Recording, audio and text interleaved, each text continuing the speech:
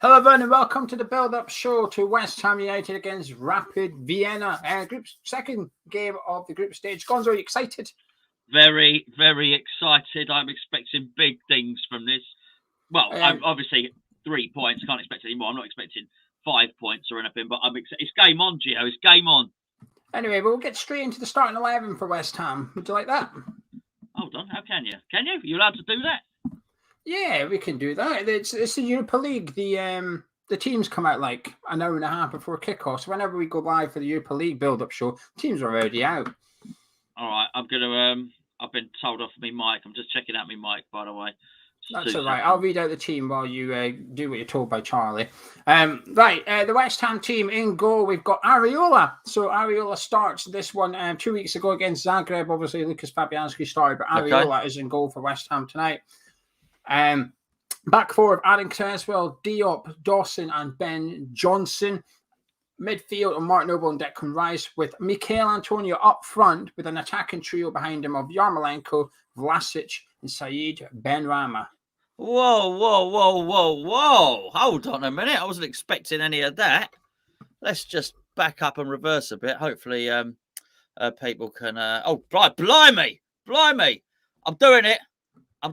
It's better now. It's better now. Crikey. Smack me bum then. Okay, let's have a little look at this here. Okay, well, clearly the Cresswell situation is forced because we don't have two right backs. We've got two right backs that are out, I guess, or he didn't feel that he could start them, certainly. I mean, Ben Johnson, Cresswell's a left back. No, I don't. No, I think Ben Johnson was down to play at left back. But Masuaku's on the bench. I don't think it matters. I don't think he wants to play Masuaku at left back. I think he wants to play Masuaku as a left wing back. If he plays four, I don't think he wants to play him. So I think this has forced him to put Cresswell in there. But you can tell by the fact that he's included Antonio that he's taking this very, very seriously. Yeah, and Declan Rice. I'm very pleased with this team, actually. While I would have preferred not to have seen Antonio start, I can only imagine that David Moyes' game plan is, let's get off to a good start. Let's get off to a rapid start. And then I can sub off Antonio, I can sub off Declan Rice and get another 3 points in Europa League group stage. But this is a fantastic team from West Ham, I think. It's a really, really strong team. I think it's got a decent bit of rotation there. No Jared Bowen, no Pablo Fornals, no Thomas Souček, which is important. I think Souček was one we needed rested up. I agree. The goalkeeper one's interesting. Areola coming in because, in Zagreb, we played Fabianski, which would almost suggests that for whatever reason Moyes didn't want to put Areola in just yet, but now he's in for the game. But it's pleasing to see. But yeah, I think it's a strong side, Gonzo. Well, yes and no. I mean, it's a side of mixed messages, isn't it? Really. So I think by putting Cresswell in there, by putting Rice in there, by putting Antonio in there, I totally get it. But then he goes and throws Noble and Yarmolenko in there as well. So I think that's. I don't know. It's a weird one, really. It's just not the one I would pick. But I hope that Vlasic being in there and Benrahma being next to him can get a tune out of him. I do wonder if Yarmolenko's work rate in the cup game was probably enough to persuade David Moyes. I think actually, I can trust this guy. I can trust him to work hard and put a shift in because obviously you've got the old don't run, don't play mantra, haven't you, from Moyes? And I think we saw that he really was going to run and put in a hell of a shift against Man United. So I think that may well have put him in it. And Gio, that's a good thing. It's really important that you have that as a manager, that you can say to players, look, if you perform well in this game, then you're in the team going forward. So I don't think that's any bad thing. Yeah, and Alex Carl is on the bench. I'll go through the West Ham bench actually quickly because there's maybe one or two players on there that people perhaps would have liked to have seen start, including ourselves.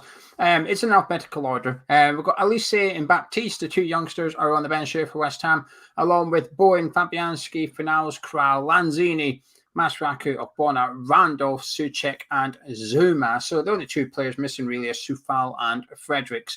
But Lanzini on the bench, that's the most disappointing one for me, actually. I would have liked to have seen him start this game. We did the preview and we thought Europa League might be like Lanzini's competition, if you like. So it's a bit of a shame not to see him. I kind of get it, but to put Yarmolenko in ahead of Lanzini is perhaps surprising. But maybe Moyes just feels that Yarmolenko is more suited to the right wing than either Benrahma, Vlasic or Lanzini. I don't know, but it would have been nice to see Manu start. That's all. Yeah, I mean, he's got a bit centre-back crazy, hasn't he, on the bench there? He's done, he don't fancy goalkeepers anymore now. It's all about the centre-halves. Actually, Sam said that. He's got 2 on there, so he loves it. Moisey loves it. I mean, it is a funny one. Clearly, by him resting Zuma, Ogbonna, Souček and Fornals and Bowen, there's very much him saying, okay, these guys are playing against Brentford, but maybe there's just data there that supports them being rested. We don't need to see the data for Souček. He looked tired. Did Bowen look tired? No, he didn't. But I'm pretty sure if he'd have played 90 minutes in this one, he'd have looked tired on Sunday. So I totally get why he's done that. I think, as you say, the inclusion of Lanzini is perhaps a little bit disappointing. And I think Krau will be disappointed that he wasn't in his team ahead of Mark Noble. But you made the point, Gio, that it's a group stage, it's at home.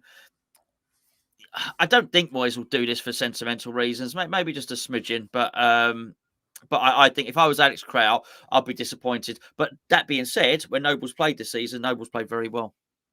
Yeah, I think it's fair. I can understand why Moyes has played Mark Noble, and I'd imagine Moyes' plan would be to get Krau on sharp for Declan Rice. If we go 2-0 up or whatever, if that is, come now a mark or something, we'll get Declan off and we'll get Krau on, and it's maybe about getting Mark Noble 90 minutes kind of thing. I think Noble has played well when he's come on. I thought he was really good against Man United, and there maybe is a smidgen of sentimentality there. And while your first priority should be to win, perhaps the manager feels, actually, I can win the game and allow a little bit of sentimentality here. I can allow Mark Noble to lead the team out as captain for the first Europa League group game for West Ham United ever. And I quite like it to some extent. I do quite like it because I think this is a bit weird. It's a bit of a tangent I'm going to go off on. But normally we discuss the opposition. We can't really do that tonight, so we've got 5 minutes to fill it anyway. But Winston Reid departed last week, didn't he?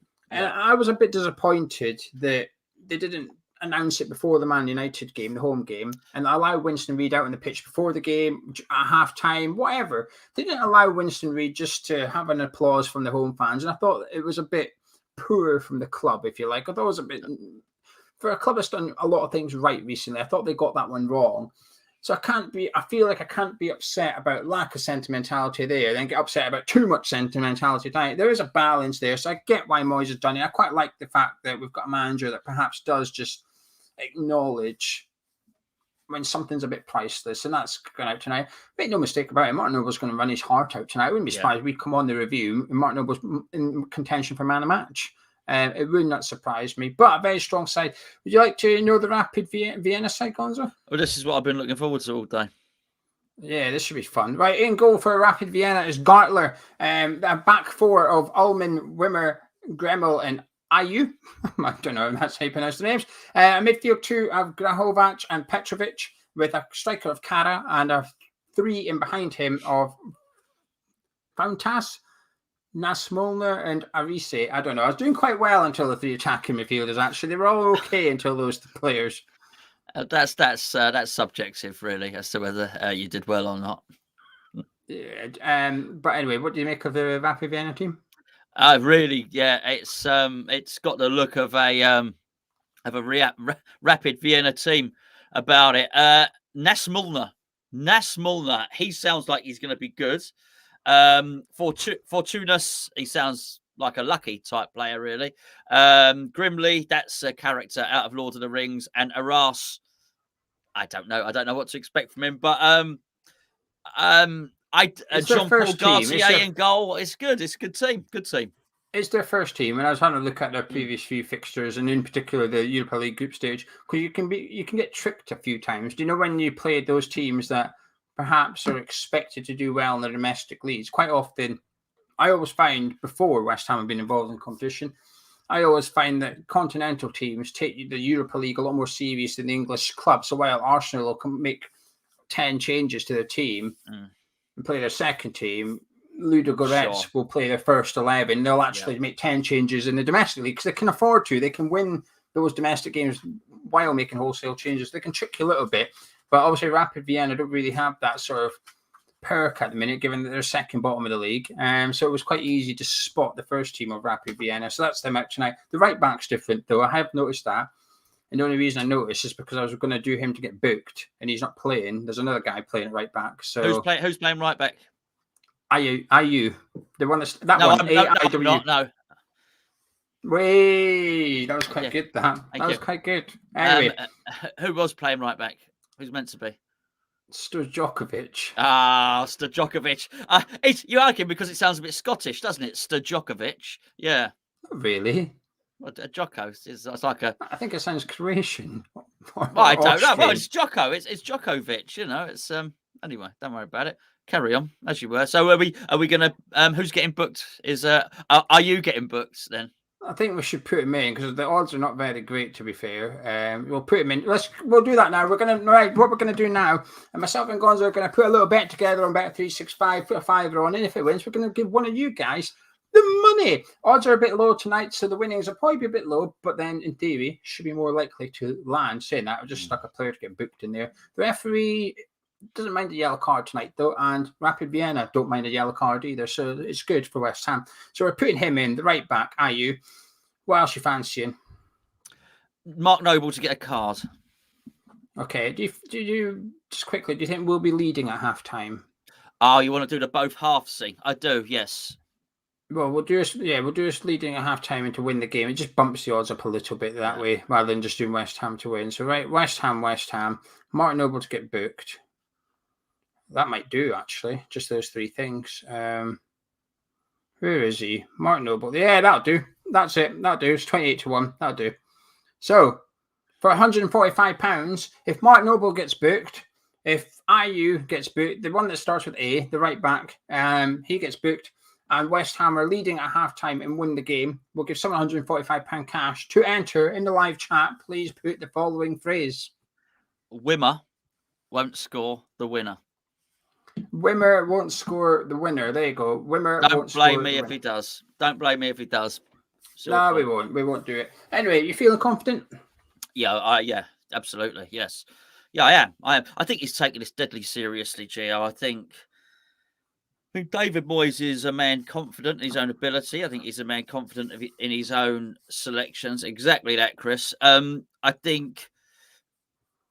think he's looking to build, but I think he's looking to build quickly because he's probably aware that he doesn't have the time on his side that he had in Everton. And with that, I don't mean that he won't be afforded 10 years at West Ham. What I mean is he's not whatever age. What was he? 38, 39 when he joined Everton, something like that as a manager. I can't remember exactly. Late 30s, early 40s. He's not in that situation now. So I think he probably wants to do what I think he thinks he's capable of, but in a slightly quicker fashion than he did it before. And I think he's going to be looking to try and go as far as he can in all these competitions. I'm certain that there's scientific method in his madness in the selections today. I'm pretty sure the ones he's left out probably on the fitness stats are there. And if we're looking at people like Rice being in there, I'm sure they're in there because he's decided actually they can run and they're going to be fit enough to do this. So I think he's taking it seriously. I think he's taking the League Cup seriously. I think he's probably at the moment, Gio, he's probably looking around at other managers not doing so well, getting a sack or getting close to the sack and thinking, well, I'm a better manager than you. I bet he's looking at Ole Gunnar Solskjaer and he's probably thinking I'm a better manager than you and you got my job. And I would, I just think there's probably, whilst he's pleasant in the press and all the rest of it, I think we're dealing with a very, very driven man here. And so I'm not worried. I think he's going for this tournament. I really do. Yeah, I'm really confident as well. I think the team is what I expected in terms of strength. Perhaps I didn't necessarily expect Antonio to start, but I would have expected, say, Lanzini ahead of Yarmolenko, perhaps a different centre back instead of Craig Dawson. So while in some areas it's not as strong as I thought, he's leveled it up with the inclusion of Mikel Antonio up front, which is a bit of a gamble, actually. I think it's a bit of a gamble from Moyes, but it's a gamble I applaud because,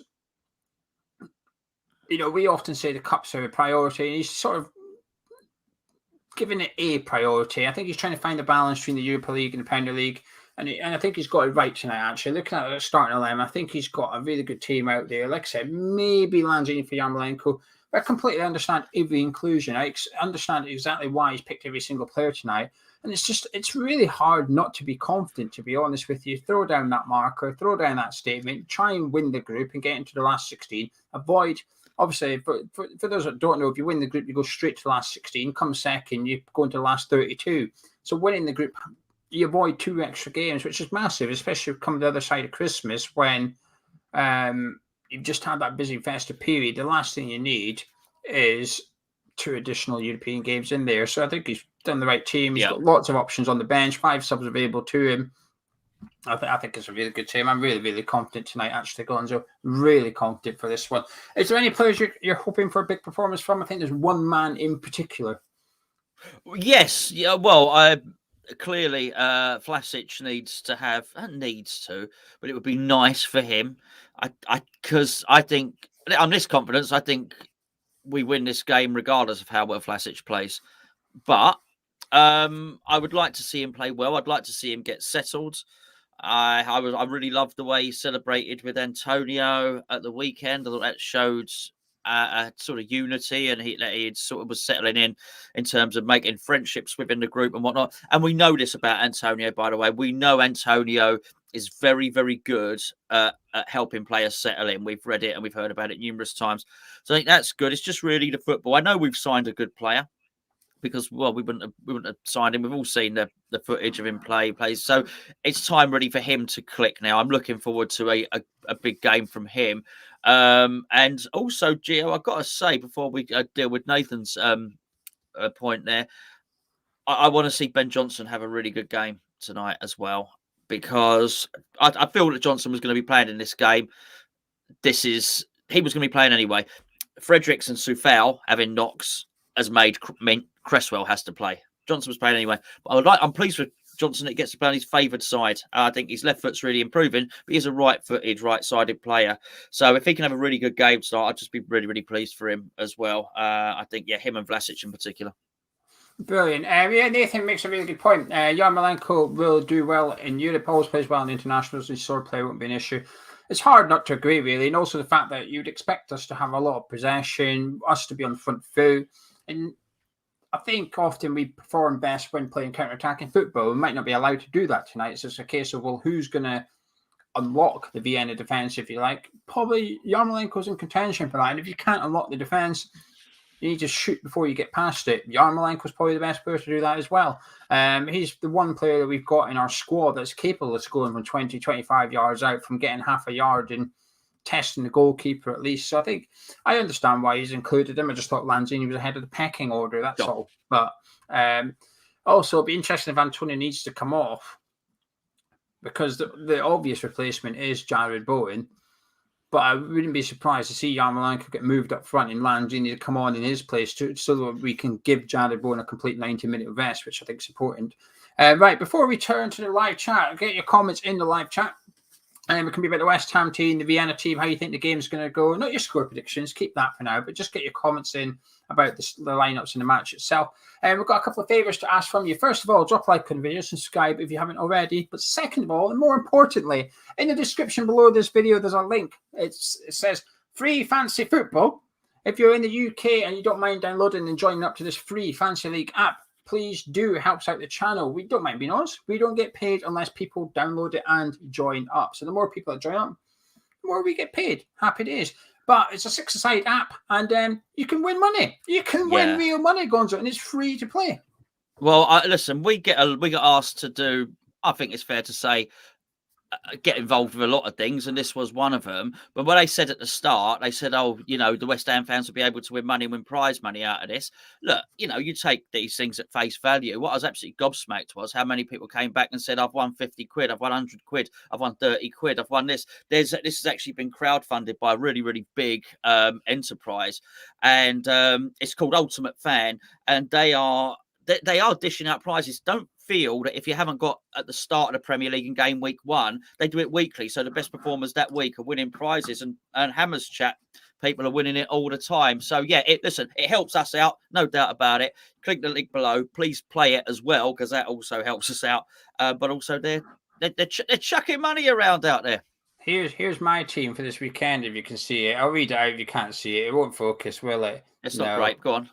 I've got Kyle Walker and Christensen at the back, Saka and De Bruyne in midfield, and Ronaldo and Kane up front. I want some of that dough. But yeah, get it downloaded for free. The top prize at the weekend pass was $1,500, and the person that won it didn't have any top 6 players. He had Sarr was the top goal scorer from the weekend points wise, and he had Sarr. I think he had an Aston Villa player in it, but he probably had Courtney House, who scored a goal against Man United, so he probably had him in his team. So the guy that won it.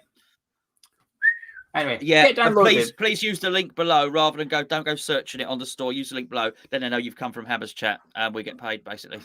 Right, sorry for pestering you all, but it helps the channel out. Right, here we go. Dougie, never been more confident we'll win. We're in really good form just now. Their form is very poor. I think a lot of people feel this Gonzo. It's hard not to, isn't it? Ryan, really think just like Yarmolenko, Mark Noble at this point in his career is perfect for European football. It's all about the passing game. I still believe Noble is the best passer in the squad. Yeah, I've seen Ryan said that before a couple of games already this season, actually. Yeah, I hope so. I felt in the first 10 minutes against Man U, I was really worried about him. I felt like it was almost men against boys. I thought the game was passing by, and I thought I wasn't just worried about him getting a yellow card. I was worried about him getting 2 or a red. He just seemed to be trying to hack people down, was so off the pace. But then he got it. He sort of got the pace of the game. This game, but this game, as you rightly say, Ryan, is not going to be like that at all. What I would also say, though, because there's obviously I'm playing into this, I've predicted a win, and I'm speaking about who's going to be good and not. When I walked in just before doing this video, playing on the telly with Leicester, and Leicester were 1-0 down against Warsaw. I don't know if that was still the score, but point being that these teams can pose problems. A win is not guaranteed here, but I do think that we'll be taking it very, very seriously. We should win tonight, as Kat is saying in the chat there, but they might not be any walkovers, and I don't expect them to turn up to lose. They may well turn up to get a draw. They may turn up to make it difficult, which should give us the impetus and give us possession, which then plays into maybe what Ryan's saying about Mark Noble being able to dictate play with his passing. Tell you what, the away fans will be rocking. Have you seen the videos? No, I haven't seen nothing, mate. No. Oh, there's 1,200 Vienna fans over tonight. 1,200 Vienna fans. They're all in Trafalgar Square earlier, making an absolute racket, and then they got escorted to the ground. They're making a huge noise. It's good to see. It's really good to see. It should be a really good atmosphere tonight at the London Stadium, and the away end in particular should be really noisy. Before the game, if you go on the Addicts WhatsApp group chat, Gonzo, there's a couple of videos in there for you to watch of the Vienna fans in London making a noise. Jordan, hoping David Moyes is saving Lanzini for something special. Thought he'd look close to his best against the Man United B team. Right, there was one more up here before I click down to the bottom. Dean, I'm feeling Yarmolenko's going to have a blinder tonight and hopefully get Antonio off at half time. Spencer saying, what is the formation? It'll be 4-2-3-1. It'll be 4-2-3-1, Spencer. Well, we just assume it is, but I don't see any reason why it would change, Gonzo.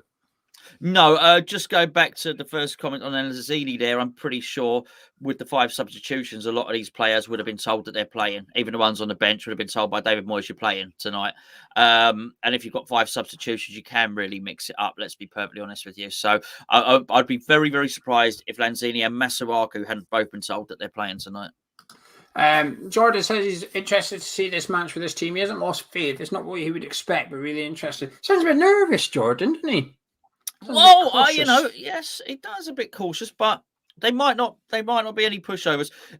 Look, we might all be expecting a very, very early goal here, but it could be one of those ones where, after 30 minutes, it's still 0-0 or something like that, and we all get a bit nervous. Mark using the word interesting as well. Interesting is a funny word, and it's one of those words I can say I don't like the lineup without saying I don't like it, so use the word interesting. It's like I'm a bit wary of that lineup. Super interesting lineup. Super interesting. So it means he's really worried, Mark. Yeah. To see Yarmolenko and Antonio together. Obviously, they've been linking up well in training with a question mark. I don't know. Me and Gonzo don't attend training. We don't get invited anymore. No, we embarrassed them. When myself and Geo did get invited training, we were so good. It was a bit of an embarrassment, to be fair. So we were making the players look bad. So we're not there anymore.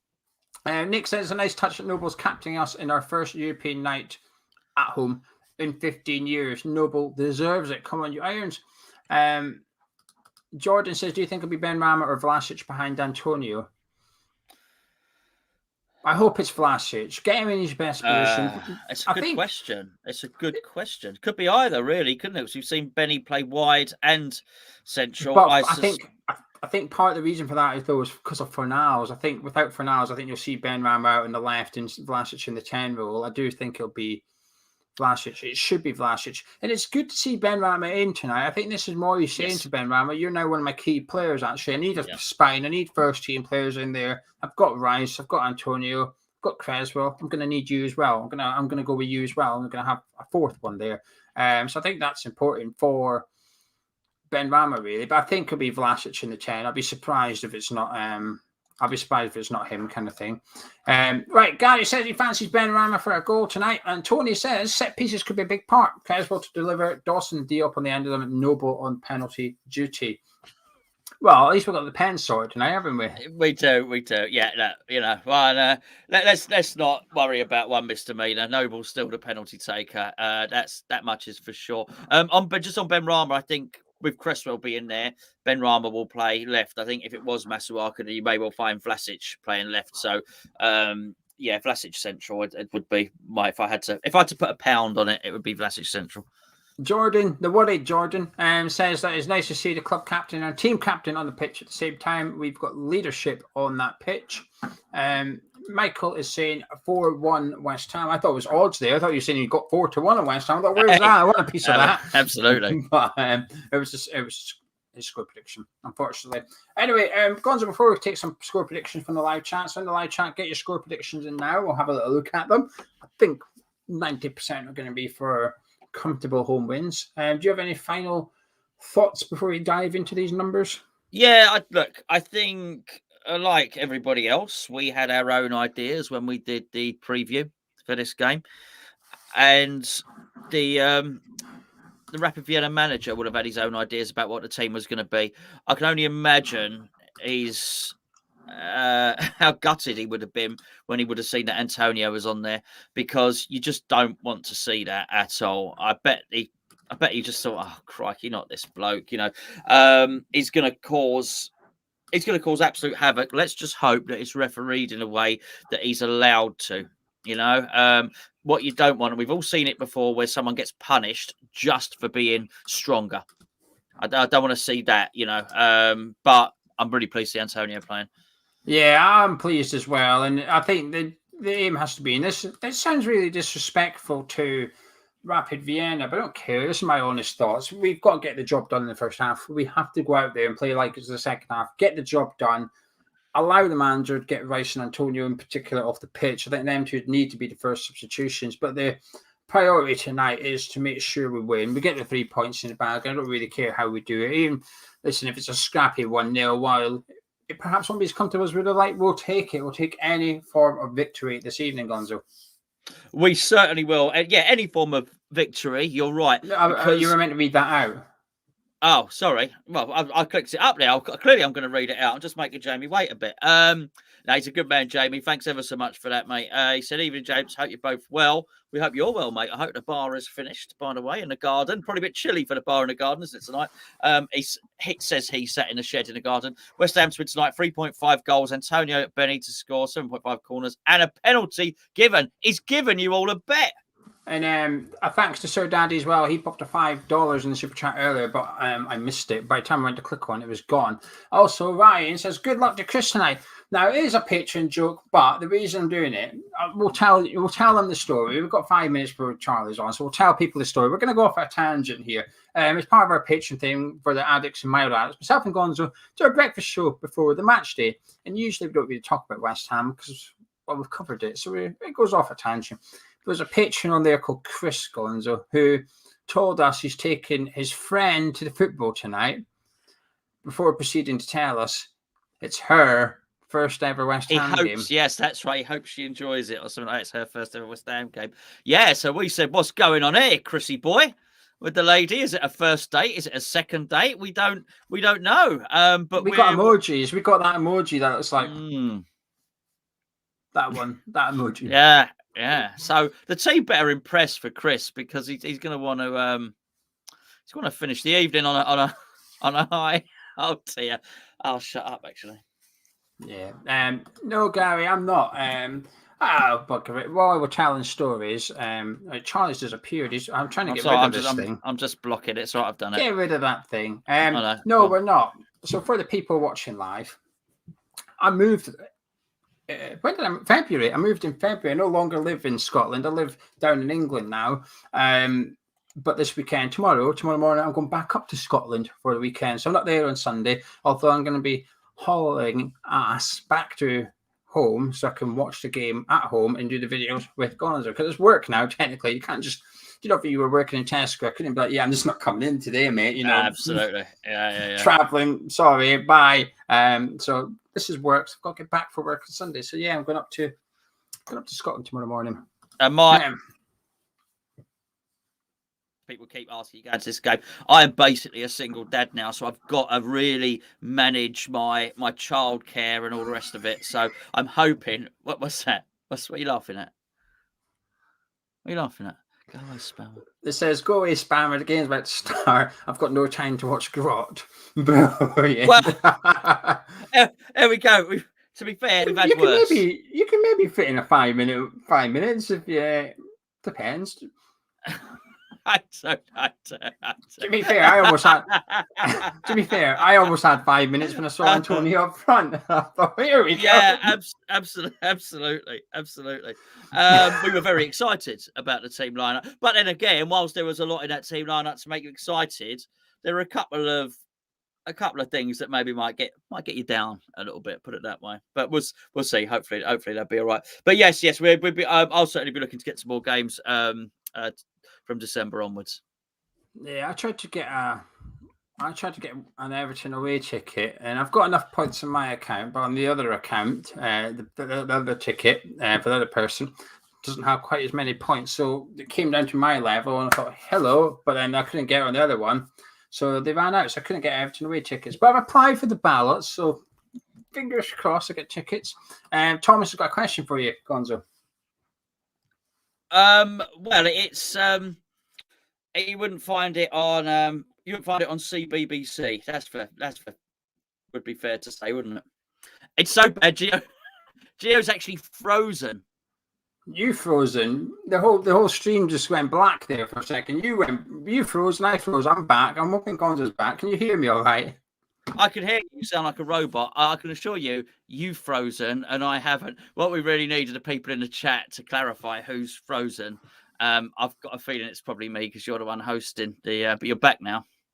That's all right then. That's good. Just in time to pass over to Charlie in a minute. Charlie was there and Charlie's disappeared. He's gone out the green room. He's frozen and everything's going wrong tonight. Oh, Charlie's back now. Look, he's ready for it. But anyway, Gonzo, can I get your final words, please, and your score prediction, please?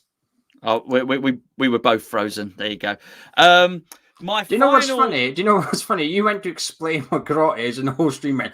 It was like YouTube knew what you were talking about. Absolutely. It was so You basically won't find it on the CBBC. Put it that way. But my final words have nothing to do with that at all. So that's Rich is confirming that. I'm looking forward to it. This is a European adventure, which I'd never thought. I've got to be honest with you here. I was reluctant. I've not been a fan of qualifying for Europe for two reasons. Number one, I thought this particular competition was Mickey Mouse because for too long it didn't have much of a carrot. It didn't earn you much money and you certainly couldn't get into the Champions League from it. That has improved it. The other thing was I didn't think we'd take it seriously and I didn't think we had a squad capable of doing it.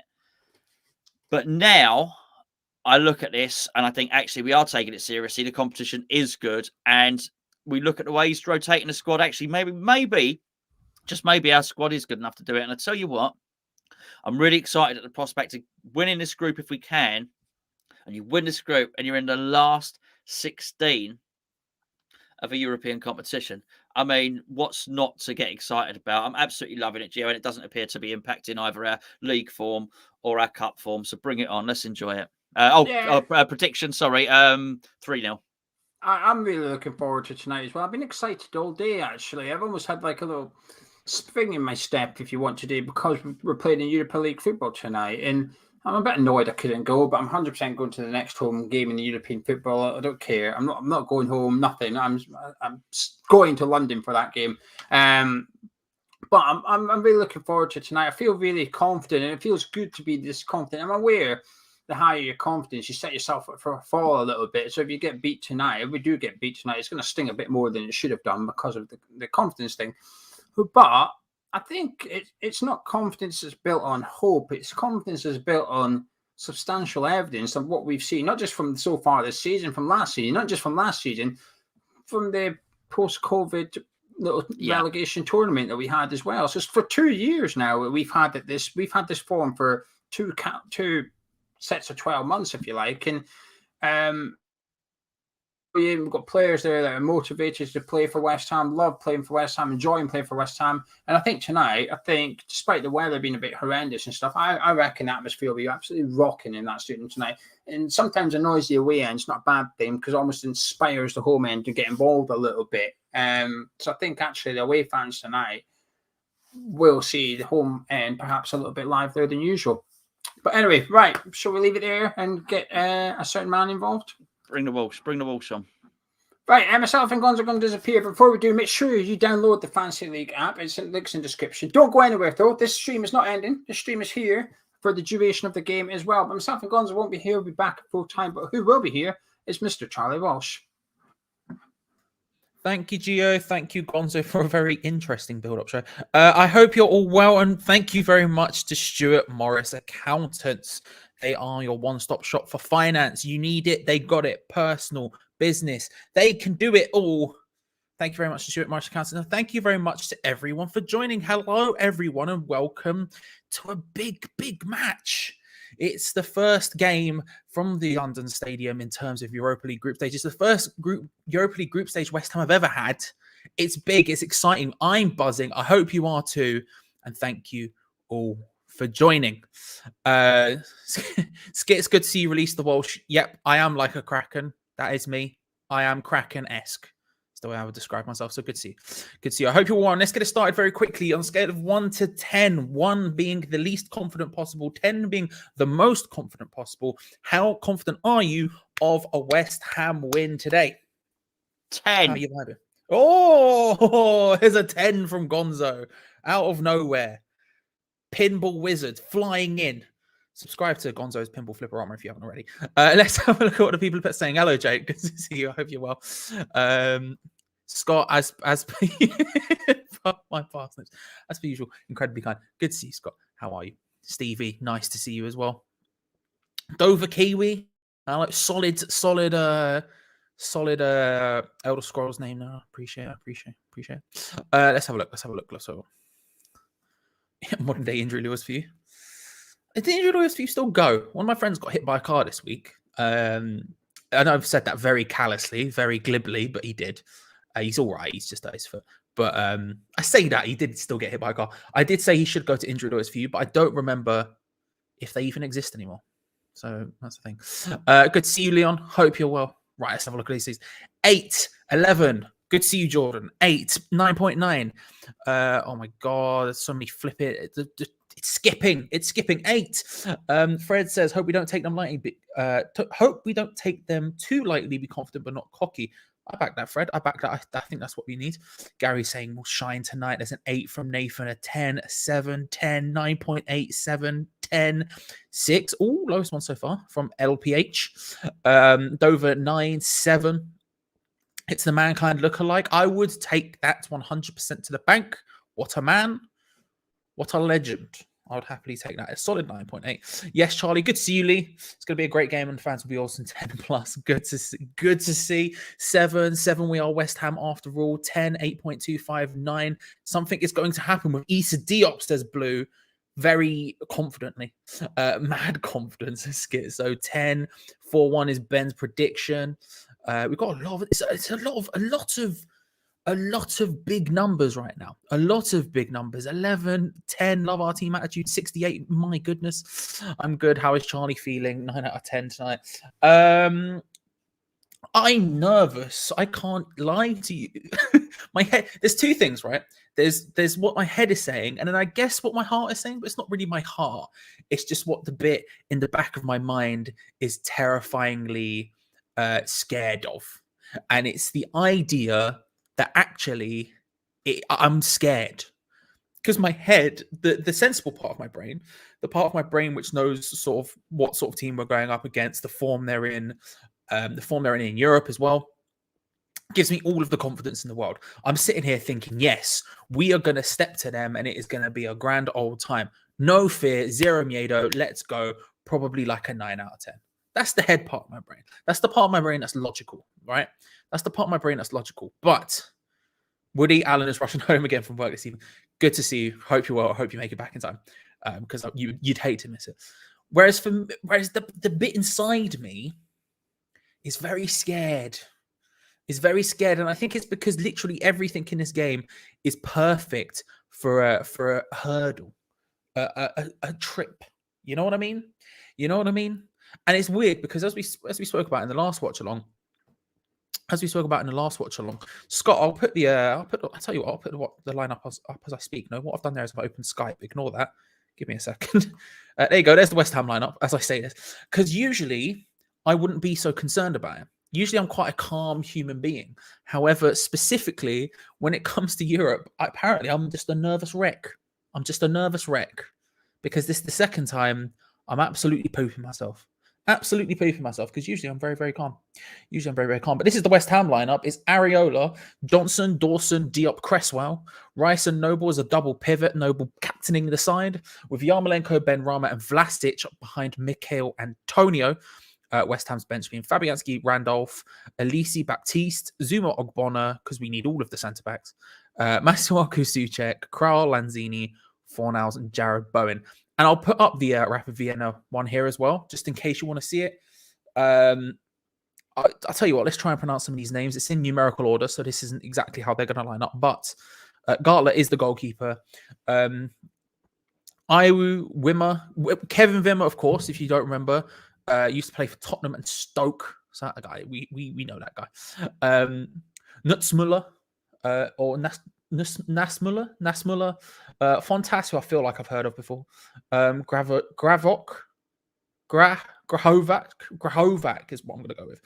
Petrovic, Kara, I feel like I've recognized that name as well. Gremlin, Ullman, and Arasi. Just in case. And I won't read out the subs, but they are there too. They are there too. But yeah, that's the lineups. That's the lineups. I'll put them scrolling along the bottom of the screen now as well, so we can just appreciate them at all times. But we've got a strong lineup today, haven't we? We have a strong lineup, and this is kind of Bonnie Howard. This is what I'm saying, right?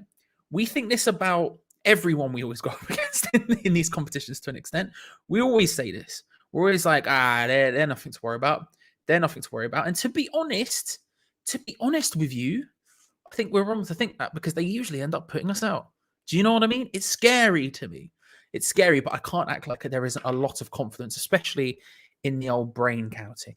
Dover isn't Benrahma in midfield and Noble playing forward. I don't believe so. I think that I did see that picture. Someone just sent me that picture just before I went live. I believe whichever app that is just had it slightly the wrong way around. I think it is Benrahma in the three behind a striker. No, but I would be shocked if it wasn't. I'd be shocked if it wasn't. Sure, Charlie won't have any clue what's about to happen. Rice and Antonio go rip a new one. Deep breaths. Deep breaths. 6-1 Antonio Hattrick. Jesus, Cat V22, very confident.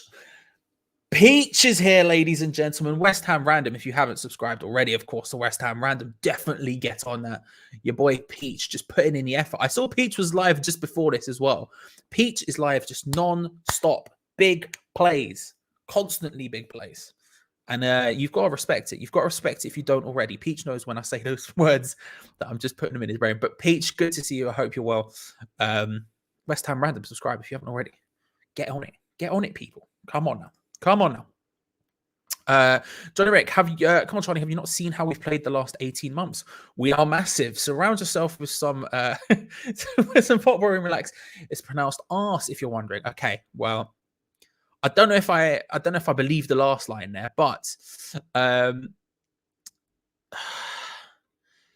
I don't disagree with you, Johnny. It's not that we've been playing badly or anything like that. It's just naturally we always take these teams for granted every single time, and we shouldn't, because to be honest with you, they are in the Europa League for a reason, just like we are. You know, they've earned their way into this competition just as we have, and so the idea that we should take them for granted, I think, is a little bit. I don't know. I just don't want to see it. My guru, Mr. Pardew, is here. Good to see you. Love to see a bit of calm for Glenn Kamar. I didn't see what happened. I assume he got blacked. With a football, I should say. Anything worse than that would be bad. Malcolm is looking for streams. Malcolm, my friend, I have something for you. It's called the Discord. It's linked in the description below. If you click on that, there's a bit called Stream Links in there. We have links for every single game we always play. Have a little click. It's free to join. There's lovely people in there who can help you out if you're struggling and you need to find the stuff anyway. But have a little click. Have a little look. Discord, link in the description below. Go have a gander. Go have a gander, my friend. So, Peach, you're a legend. You know it. Peach, by the way, if you're a patron, I should say, of the Hammers Chat Patreon, patreon.com/Hammers Chat, on the next episode of Two Spanners, One Hammer, the Hammers Chat Patreon exclusive podcast made just for you on Monday coming up, the guest will be your boy Peach from West Ham Random. It's going to be a banging show. I applaud you. I say, oh, come on, come more. I think it'll be about 5 p.m. UK time. But come get involved, people. Come get involved. So, now we've got that out of the way. Let's talk about where we're coming from, shall we, people? Where we're watching the game from. I'm watching from a rainy London. It is rainy today. I did see Geo talking about the weather. It's not been the best. Been a lot of rain today. And that's where I'm coming from today. Where are you lot watching from? Where are you watching our European journey continue from? Yeah, rainy London for me. Let's see what the people are saying. Able to be carded, not a bad bet. I to be honest with you, when I heard that, when I was setting up, I did think that was an accurate one. I can't lie. Noble to be carded sounds like 100%. It's almost nailed on. And I'll back it 100%. As long as it's big, as long as it's a big tackle, I'll be happy with it. You know what I mean? Or something petulant, then I'll 100% back it. Let's have a look. Let's have a look at what the people are saying. There's few teams we should take for granted in Europe. That's kind of my opinion. And even though this is obviously the fixture we should have the least trouble with, let's say. I'm trying to think of a way to say it that's quite polite and not condescending towards Vienna. Even though this is the team where you would suspect us to perform best against, is the way I should say it. I still don't think we should take it for granted because, again, they are in the Europa League group stages for a reason. Let's have a look. Australia, 5 a.m. Good to see you, Jordan. Good waking up early or staying up late, which is what I would have done. Good to see you. Phil Jones is saying 1-1. Phil, we'll get to that, Phil. We'll get to that. Milwaukee in-house. Love that. Adelaide as well. My God, Liam's also up stupidly early. Love that. Boring Sherburn tonight. Listen, never been to Sherburn. Wouldn't even tell you where it is, but I'm sure it's popping off at all times. I think you're lying, Scott. Reading, UK. Not bad. I'll read this out, even though the other stuff. Enjoy the West Ham. Enjoy the new West Ham way, says Johnny. I'm 50 years old. I've had enough pain. Appreciate the love to shoot ourselves in the nads, but it is our time, I hope. Listen, I'm loving it, Johnny. I can't lie to you. Listen, I'm liking it so much that I made a video giving some David Moyes some praise, which, if you're a long-term watcher of the watch-alongs, you would probably never thought would come. Yeah, that's how much I'm loving it at the moment. Pissing down Preston. Love that. Love that PD. A little bit of the PDP. Dublin, Ireland, Northern Ireland. Hello for King of Prussia. My king, my liege. Wally is here. Wally, I hope you're well. My liege, I hope you're all good. Mess Arizona, USA. It's a good time for the USA, although I guess it's a weekday, so probably not. Phil, should you not be in Manchester, mate? The Fenlands, Lincolnshire, Turnpike Lane, N8. Shout out to the ends. I haven't been to Turnpike Lane Tube in like 2 years, and it feels very weird to me. It feels very weird to me. I haven't been there since the end of 2019. Oh, I'm probably not going to go now. My friends moved from there. Anyway, I'm sorry. I'm getting distracted by my own life. I'm waiting for the land of flat caps and the inability to use the word the. Shout out to Yorkshire. Shout out to the ends. A very specific location from Major there, which I won't flash up for long. What else we got? Finchley, Dublin, Prague, Goldbridge, Midlothian, Scotland. Gorebridge sounds like a place and a half, doesn't it? From a small town in West Yorkshire. You're just a small town in Yorkshire. I'm assuming it's Keighley. If it's not Keighley, then I'm sorry, and you don't have to tell me either because that's doxing. But at the same time, I'm just saying it's Keighley. In Central Missouri, good to see you, Logan. Hope you're well, my friend. Hope you're all good. Manchester. What we got? Chicago. Sherburne is a small village outside Leeds. Okay. I don't know the area well enough to be able to pick it out. The usually windy Cumbria. It's not windy today, Sonny. Shocking. I would like to be watching from Vienna. Great city, however, I'll settle for Luton. It's a bit of a difference. I will say that. But that's, I would say equally cultural. Equally culturally significant is the way I would say that. Equally, you know what I mean? When you think of great works of art, you're thinking of things from Vienna, great classical pieces of the past. You're thinking Paolo Di Canio's reign as Luton Town manager. All great works of art. Was it Luton Town he managed? I think it was. I might be wrong about that. Toronto, the time Luton almost beat Liverpool in the FA Cup that one time. Toronto, Canada, sunny skies. Yes. Brussels. Whoa, Jesus, bloody heck. Staying up and sleeping after the game. Big plays, Liam. Big place. That's what I do with Japanese wrestling. It's bad. It's a terrible idea, but you love to see it. Southeast England, India, 12:30 a.m. Another late one. You have to respect it.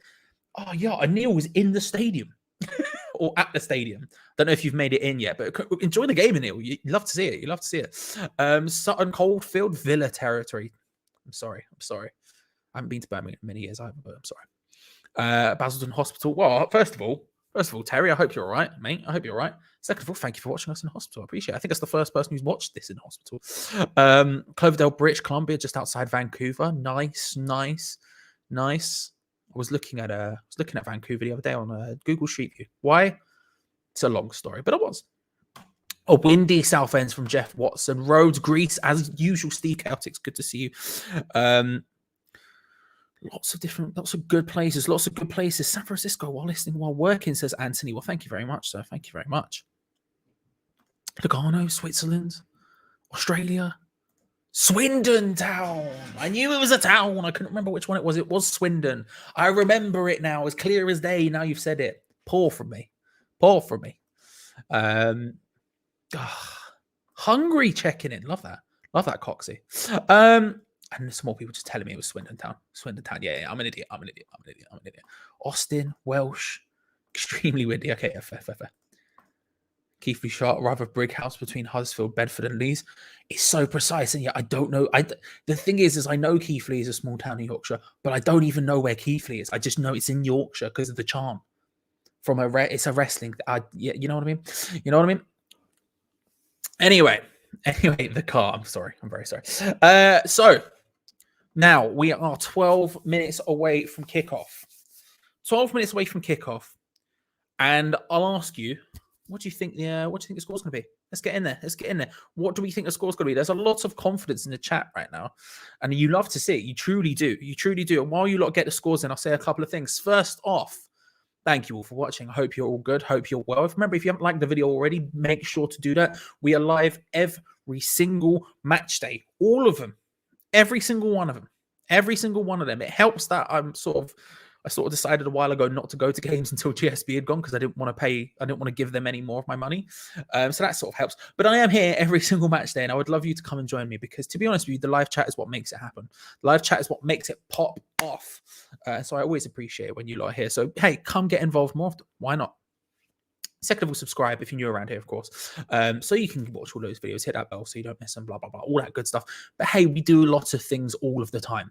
And don't be thinking just because the international break is coming up that we won't be, someone just waving behind Carl Cole's head there. We won't be doing streams. We won't be doing shows because we will be. Me and Gio literally had a conversation about this on the phone earlier this morning. We had a conversation about just how much content we've got coming up. So don't think just because the international break's coming that we don't have stuff to do, because we do. We definitely do. Last thing to say, my opinions on the match. Okay. I am nervous. I can't act like I'm not. It's a big game. And there's something about the Europa League games which is making me incredibly big plays, Mr. Pardew, big plays. It's making me incredibly nervous. And I'm not sure what it is. because it's not like the level of opposition for these teams is particularly higher than, say, playing Leicester in the Premier League or something like that. Yet for some reason, Leicester in the Premier League doesn't scare me. Rapid Vienna does. I don't know why. But it is true. And so when we're talking about score predictions, and I'm seeing a lot of huge confidence in the chat right now, and I'm loving that. Absolutely loving the confidence I'm seeing as we're going through these scores here. Again, my head agrees with you. My original, I will say this. I was on West Ham Random the other night, and we were talking about score predictions. My original gut reaction was going to say 3-1. That was my original prediction. And then Peach said 3-1 before me, and I didn't want to copy Peach, so I said 3-0.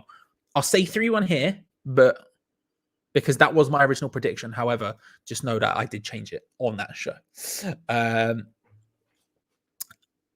Do I still feel that way? Yeah, I do. I think going with my head is what I usually do. I usually go with my head, and I'll stay with it. I'll keep the 3-1 going as we look through all of yours at the same time. But equally, I'm scared. I'm nervous. There you go. See, 3-1. 3-1. I told you. I am scared. The Broomfields. Yeah, I always get. I'm an idiot. Sorry, I apologize, Stephen Lissette. The Broomfields are saying bad feeling. It'll be hard fought 1-0, but I'm hoping for a 6-0 drubbing. Look, I think here's the truth about the matter. I would happily take a 1-0 win. I would very happily take a 1-0 win. A 1-0 hard fought victory all day, all night, because ultimately the points are on the board. That's the important thing. San Francisco, yes. Come on, you ones. Because ultimately the points is what's important, right? Richard says I'm the only one live. Am I really, Richard? I did not check. I never check, to be fair. I know obviously like West Ham Fan TV will be at the ground. I know JP will be at the ground. I know these people, they're doing their thing, so I didn't realize that. Fair enough. Press will ask how I am. I'm on the mend. At least I can't blame the Hammers for a change. 3-0 to the eyes. Okay, first of all, good that you're on mend. Hope it's all good. Secondly, big plays. Love that confidence prediction. Everyone wish Terry well, by the way, in the chat if you can. Everyone wish Terry well. I think it's just going to happen. I think it's just going to happen. I'll stick with my head. Thank you for the top quality entertainment, Madman. I don't know who you're talking about, but I appreciate it nevertheless. 3-0. Look at my name. Harry K's brother. I was like, who's Harry K? It took me a second. I like to look at my name. I appreciate that. So we are Charlie. Whenever I get a shout out, we win. Well, Steve Chaotix, shout out to you, my friend. Big plays out there in Rhodes, Greece. I'm imagining you sitting in one of the Pantheon or whatever right now. Don't know if that's in Rhodes. I did do history. I should know. I don't. But that's why I'm imagining you watching it now. Maybe a big screen in there, maybe a projector on a pillar. Like it's attached to a pillar, not projecting onto a pillar. That would be a bad surface to watch on. Do you know what I mean? But at the same time, it is. Arsenal for life. Come on, West Ham. Win the Europa League. You love to see it. A hell of a lot of confidence. In the chat. Oh, Titch is here, ladies and gentlemen. If you haven't subscribed already to Hammers Fans United, do so. Your boy Titch is out there doing absolute bits.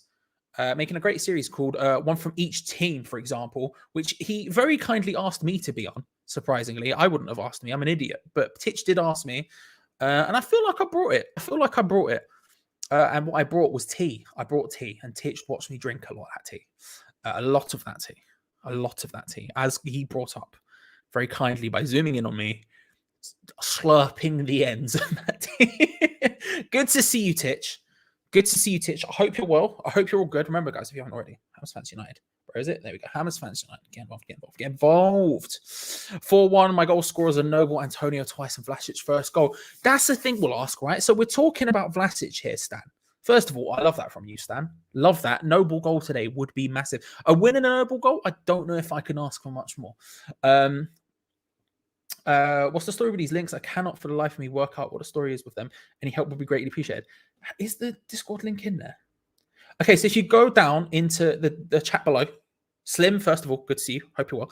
If you look at the chat below, there's the description below. There's a thing, it says like join our Discord. You click on that, it should open up the Discord. You should just be able to join it. It's free to join, and there's lovely people there who should be able to help you out.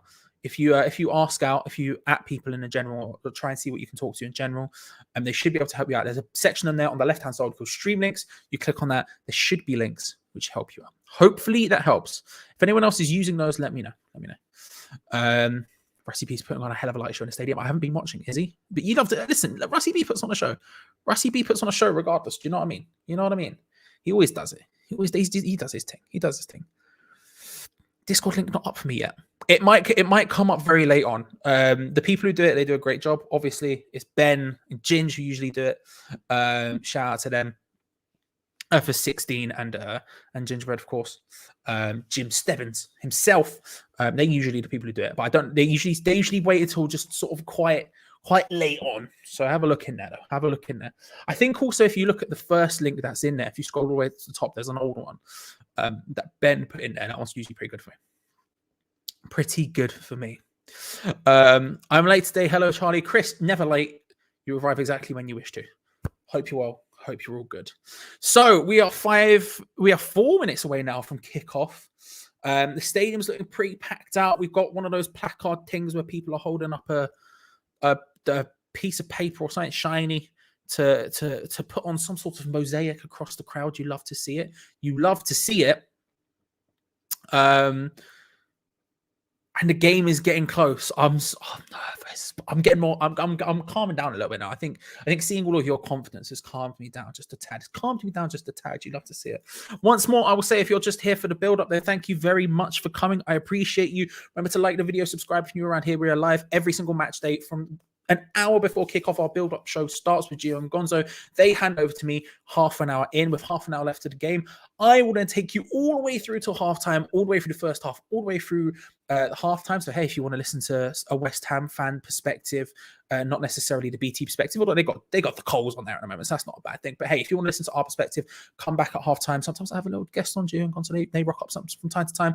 Come back. We'll be live at halftime and then all the way through the second half as well until full time. Just after that, we hang around, we decide who our man of the match is, all that stuff. We'll celebrate a win. That's the confidence I'm putting out there into the world today. And then, of course, I will be handing over to Geo and Gonzo for their live match review. So if you are only here for the build-up, thank you very much. I appreciate you. Like the video, subscribe, all that good stuff. If you are sticking around, though, thank you so much.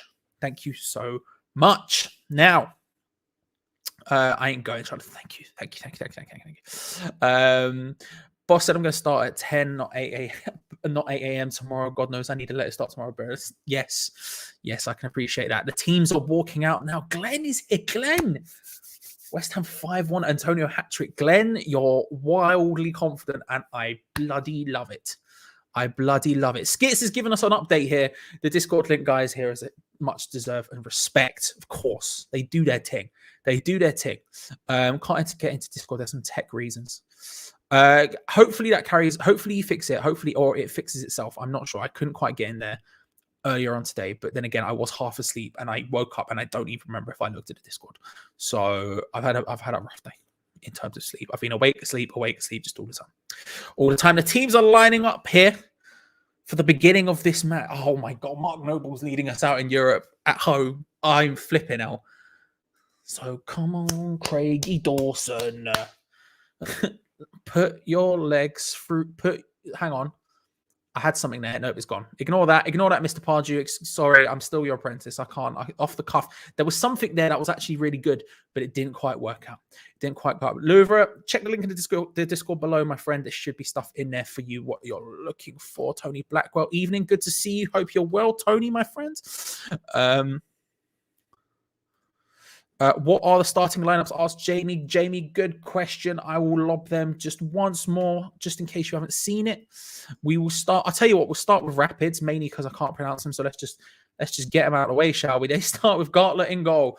Then this isn't how they line up. These people will be around, but you have Awu, Wimmer, Nasmula, Funtas, Grahovac, Petrovic, Kara, Grimwheel, Olman, and Aras is what I'm saying. I've been told it's pronounced differently, but I refuse to believe that. And West Ham lineup as such, led out by Mark Noble. What a boy.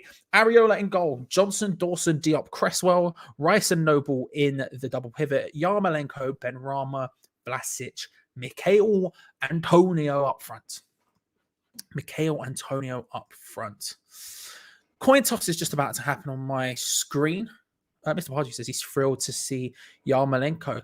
Yeah, me too. To be honest with you, I am. I think Yarmolenko's been all right this season. I understand why people feel, how people feel about that. But I've been a little bit more positive about him than enough. Like West Ham won the coin toss there. I'm just looking at Rapid Vienna's lineup on the screen. It looks like Kara is their striker. They got Fontas, Nasmuller, and Arras behind them. And Awu and Ullman on the wings. Wimmer and Grimmel centre backs. Kovac and Petrovic. It's a double pivot. I said that really quickly, and it's probably incredibly unhelpful to you. But I've tried, and that's the important thing. That is the important thing. Now, I'm just going to try one thing very quickly. I'm just going to try one thing. My face will disappear for a second. So instead of doing that, what I'll do is I'll lob that up there just so we can truly appreciate the accountancy professionals that are Stuart Morris accountants. I just want to try one thing very quickly because I've realized something looking at stream. I don't know if this will fix it. We'll see. Thank you very much, Stuart Morris accountants. It hasn't fixed it, but we'll deal with it. We will deal with it. As Rapid Vienna are going to be the team to get us underway here at the London Stadium, it is West Ham United versus Rapid Vienna in the second group stage game of the Europa League. The first ever group stage game for West Ham in the Europa League. Come on, you Irons. Let's go. It's about to kick off. You'll see I have the timer in my top corner here. And we are underway. Come on, you Irons. Let's go. Big plays. Big plays. I'm hyped, people. I'm hyped. That's it, Ryan. Let's talk about it. Stan's asking, do you think West Ham will win this competition? No, I don't. But I do think we have an excellent opportunity to get very far in this competition stand right now. As they were talking about on the build-up earlier on today, if we come top of this group, which we have a good chance of doing right now. The win against Zagreb's put us in an excellent position to try and do that. We go right into the round of 16, which means we're only one win away, or one round win away, I guess, from the quarterfinals. I think we have a really good opportunity to go deep into this tournament right now. Will we win it? Once the Champions League sides start dropping into it, and the fixture congestion will carry on. It's not like the fixture congestion ever goes away when you're in Europe. It's just a continuous churn. I would be concerned, but we'll see. We've got a great opportunity of going. We've got a great opportunity of doing ourselves proud, of doing ourselves well. VPN needs to watch link. It says it never happened before. I'm not having any joy. I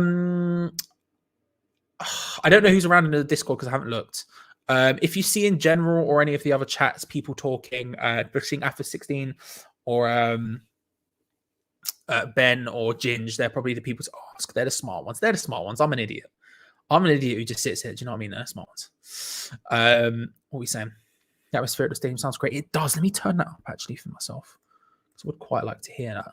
It's sounding good though. I think the atmosphere will be big today. I think the atmosphere will be big. First home game ever in the Europa League for West Ham United. I think it would be a grand old time. You'd hope so, anyway. You would hope so. From Indonesia with love. Good to see you, Harumu. Hope you're well. Hope you're all good. We've got the squad to win it, but Prem is the main goal. I think that's a fair point, Lovra. I think it's a fair point.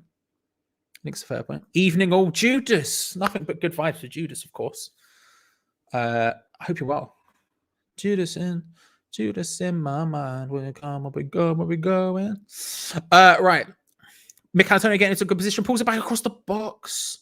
Ben Ramos there. Couldn't quite get there. Cresswell on the far side. Picks it back up. Tries to look for Yarmolenko or Mick Antonio. Can't quite find it. And it goes out for a goal kick to Rapid Vienna. Ryan's asking what kits we are wearing today. We are wearing the home kit. And it's lovely. It's a lovely kit. I've grown on this kit a lot. I wasn't super sold on it. Can't lie, I was not super sold on this home kit the first time around. But now I'm a lot more. I'm enjoying it. I'm quite enjoying it. Interestingly, the Betway sponsorship is back for today as well. Interestingly, the Betway logo is back for today's game. I thought it was just going to be all Europa League games it would disappear for, but nope, it's back. So Apparently that's fine. I'm trying to figure out who's going to be playing central.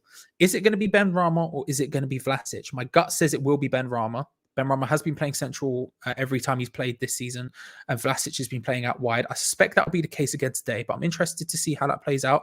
Right now, we've just seen Ben Rama collect the ball and pass it back as West Ham play the ball around sort of in the midfield defensive area. It looks to me as if Ben Rama is the one who's going to start on the left and Vlasic centrally. However, that will change, and they do move around. They do move around. They do they're dynamic. You know, they rotate a lot. Those the three behind the striker rotate a lot. Steven says West Ham are becoming a dangerous team. I think we'll win the Europa League and qualify for the Champions League. Steven, that would be unreal. I would be ecstatic if that happened. I would be ecstatic to that happen. If students tell us we're third favourites to win it, that's big. That is big. Flipping heck. Reese, Reese final. Hello. There should be one in there. Have a look. Have a little click. There is the reason why that thing is at the bottom of the screen. I believe there is one in there. I haven't checked, but there almost always is because the people who do that in the Discord are very studious, very good, very smart people. But yeah. It does look like Ben Rama's on the left starting. To start with, we'll see how that plays out. Logan says it's nice to have a keeper that is comfortable with the ball at their feet. That is true. Yeah, Areola is definitely more comfortable in that sense than Fabianski is. And he's probably the most comfortable we've had in a while. Adrian wasn't too bad, but he is certainly more comfortable than that, I would suspect. I would say. But I agree with you. It's quite nice, isn't it? It's just nice. We've also got two first-team keepers for a long time. Since like Adrian Yussi. It's the first time we've got two like first-team goalkeepers in that level, which is good. Stan's saying Ben Rama has a good chance, but David Moyes is playing on the left, which I'm not so sure on. Either way, we'll win this game and hopefully go the whole way. Love the confidence. Ben Rama's has been stepping up this season, I feel like. He does look like he's starting on the left-hand side, which I think is good for Vlasic as well. I think Ben Rama will do well wherever he plays. And like I said, he's stepped up a lot this season and been performing very, very well. It has been mostly centrally, but I still back him at left wing. And Vlasic is playing central, which I think should be good for him, given the fact that, to be honest with you, he is that's his first team position. That's his starting position. So that's what you want. Jamie, yeah, that kit from the last Given No Sponsor looks sick. Yeah, that's what I wanted to see if this one had it, but it didn't. So, well, at least not as far as I've seen yet. At least I don't know why is what I was trying to say. I know it has the kit sponsor on it. I can see it. I don't know why I said that. What I meant is handball potentially. Mark Noble wins the handball there. So West Ham free kick about 35 yards from goal. Out on the left-hand side. Yeah, I think it looked better, but who knows? It's not working. It says the address is invalid. I'll tell you what, let me just try and open the Discord. It wasn't working for me earlier. Let me see if I can get it to work now. Again, I tried to open it. I don't remember if I ended up opening it. I was very tired. If so, what I would say is try the top ones, the reddits.soccerstreams.net. That one's usually pretty good. Headed off the post. Oh, flipping heck. I saw it at the corner of my eye. I was trying to sort out the links thing. The free kick from deep from Cresswell gets played in. Header from Declan Rice hits the base of the post, it's past the goalkeeper, and Diop sort of just hooks it backwards towards the goal. He's not really, to be fair, it's not like he's fluffed his opportunity. It would have been an incredible finish from there if he managed it. But under pressure of a couple of players with no real space, he just sort of tries to hook it back towards goal, and it dribbles just wide of the left-hand post. But hit the post early from West Ham there. Hit the post early. Try the first link, the one that says reddits.soccerstreams. That one. Try that one. Oh, bro, I forgot. Okay, right. Titch, I said I would do it, so I'm going to do it. What? Ben Rama, oh, Jarrett Bowen, Mikel Antonio. Hang on, I forgot. Come and score us goals. Antonio. Oh, save, flipping heck. As I was saying it, I couldn't remember the end of it. I said I would do it, Titch, and I'm a man of my word. I said I was a man of my word. Yeah, if you're looking for the link there should be a link in the Discord in the description below. Click on that. Then scroll up to the top one, the last one. That's reddit.soccerstreams.something. That one. Click on that one. That one usually works for me. Have a look around in that one. If there isn't one there, again, I don't know who's around in the Discord right now. I've got 15 other things going on, so I can't really chat or look. But yeah. They should be hopefully doing it. Change that to forgot to do that. There we go. Please, can you score us a goal? Yeah, that sounds better. Like, I'm an idiot is the answer here, Titch. I'm an idiot is the answer. Michael Antonio. Please, can you score us a goal? I still feel like syllabically we can work on it because I think there's some fire there. You know what I mean? Salt Bayer, he's been training today, but I think there's some fire there. It's just a case of the finesse. Hopefully, early signs of dominance in the air. Yeah. It's looking good, and I think we're starting off the stronger of the two sides. Certainly, we're looking to start off the stronger of the two sides. What position do you think we are weakest at? If you're looking at tonight specifically on the pitch, I'd be looking at right back probably. Although I haven't seen Ben Johnson play right back for a hot minute, and it's exciting for me because I think he needs to be playing there more just for his career's sake. Because I think he's stagnated quite a bit over the past couple of months, and I think he's unfortunate that he's got Kufal ahead of him, which means he'll never be starting. Sufal ahead of him, which means he'll never be starting, and Fredericks has stepped up a gear, right?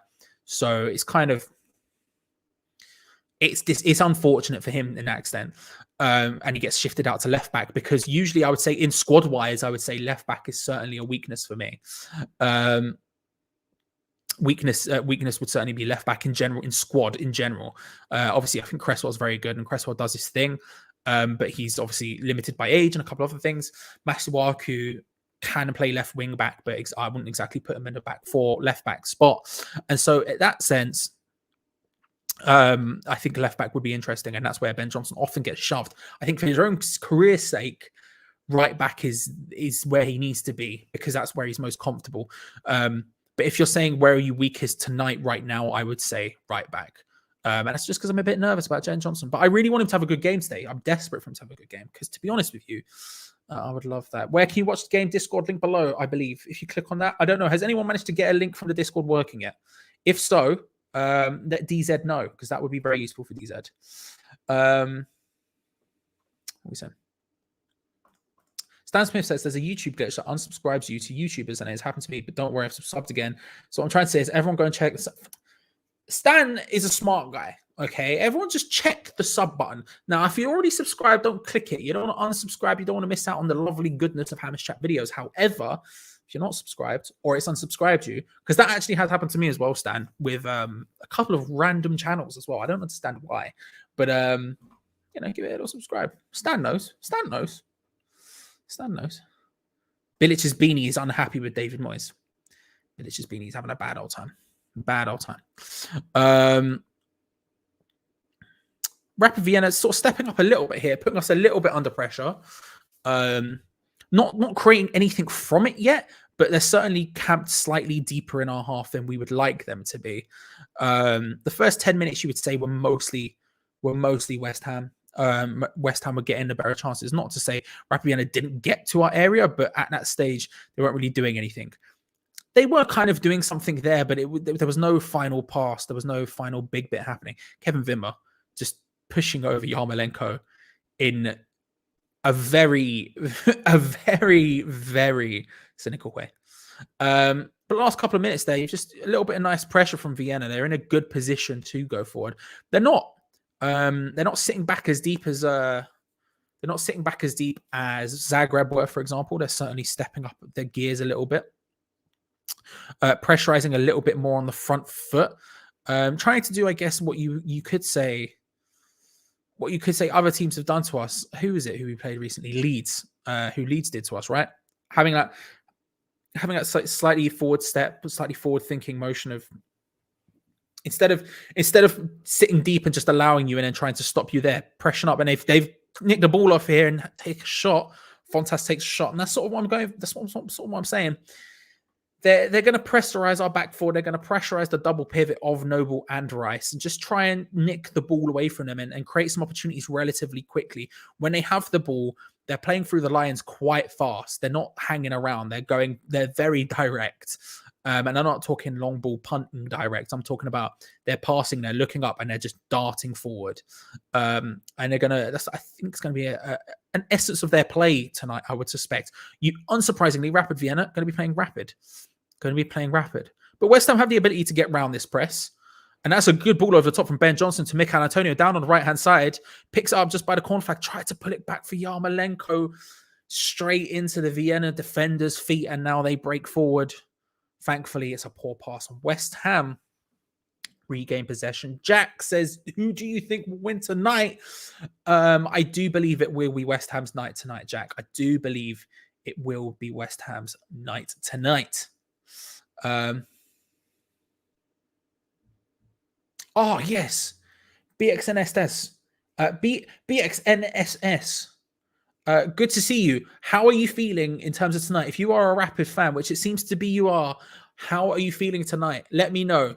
Good to see you. Hope you're well, my friend. All fans welcome here. I should say that. All fans, no matter what team you support, welcome here, as long as no one's causing trouble.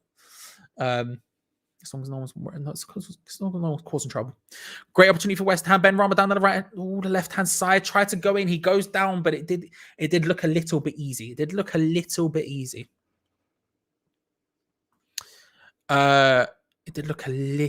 What I'd say is no spam in chat. He steps over, takes on the fullback, tries to play it in. Antonio battling, wins a corner. He did a little step over there, tries to take on the players, manages it as he gets into the box. There is some argy-bargy going on, some arms flying about, but nothing super deep. He does go down. It's a bit earlier. The resulting corner from all of that sees the ball wasted a little bit. Ben Rama's playing it to Aaron Cresswell. West Ham have been forced back to the centre circle here. The ball's with Declan Rice. Rapid are sort of staying deep, although they're stretching out a little bit. They're not the most well-organised team I've ever seen in my life. It's maybe something we could get hold of. Mark Noble doing the Scott Parker turn. You'd love to see it. Ben Rama skips past one, tries to lay it in. Deflected pass, and now Vienna regain possession. Wasted corner. Yeah, I agree. Wasted short corner. I don't mind a short corner. I'm not one of those people who just says lob it in. I'm fine with a short corner, but that was pretty pathetic. As per usual, I can't eat the oranges anymore, so we do have an orange juice. Hopefully that brings on some luck. But the oranges have had to go out the window a little bit, for my stomach's sake. I'm going to a gastroenterologist soon. That's going to be fun for me. Come on, Tom. Love to see that. Hope you're well, my bro. 3-0 tonight, boys. Come on. Love that. Played over the top for Mikhail Antonio. He's been a heavy touch. It goes out for a goal kick. He's being found pretty consistently here, Mikhail Antonio, with balls over the top. Consistent balls over the top. We're looking again at the penalty shout against Ben Rama. It's a Reese, who I think is their right back, maybe? I don't think it's a penalty. I think he goes down and whatever, but I don't think it's a penalty, unfortunately. Arasi is what the commentators just said his name is. So I'm going to go with Arasi from here on out. That's the vibe I'm taking forward. Arasi.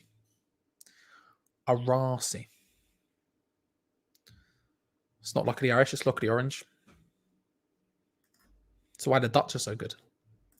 Personally, I believe in Ben Johnson as he's a young talent and a rapid learner. If he gets the chance to play more, then I'd give him a chance in my beliefs. He'll become that young spark. Yeah, do you know what? This is ultimately that's all you want, right? You want to see more of him. Because as Ray's coming in trying to cause me hassle. Good to see you, Ray. It's like I've been nervous and I think his career has stalled over the past couple of months. And I think the only way you get him good ball over the top from Rapid, but straight into the arms of Ariola. It's good to see Ariola playing. The only way you get to see the players reach their potential, the only way you get to see them actually get there is by playing them more consistently. And so giving Johnson the opportunity tonight is obviously excellent. It's come at the expense of Sufal and Ryan Frederick's injuries. So it's the only reason it's really happening. But I think we do need to give him as much game time as possible if we have any hope of him reaching his peak. And so far today, I think he's playing all right. So far today, he's playing all right. Good covering there by Declan Rice, who's playing a little bit deeper. Advantage gets played there by the referee on a tackle by Declan Rice, which was a bit iffy, but So we'll see. We'll see. I think he's doing all right today, though. I think he's doing all right so far. If anyone, again, Paul, I was saying in the live chat, the Discord and link below, if you go to stream link section, the top stream links, the one that says, it's called like Reddit soccer streams something. I can't remember exactly what it is. It's in the stream link section of our Discord. Link in the description below. Is good usually for me. Whether it's good today, I don't know, but it is usually good for me. So have a gander. James asks me to shut up. I assume you're asking me to shut up, James, and not anyone else. Either way, no one shut up. Everyone keep talking. We're all good. If trouble begins to get caused, then, we move. We move. Preeti is asking if I can show the camera to the match. Unfortunately, not Preeti. The YouTube copyright people will come and kill me, so I'm not allowed, unfortunately. I wish I could, but yeah, I can't. I'm sorry. They don't like it. They don't like it,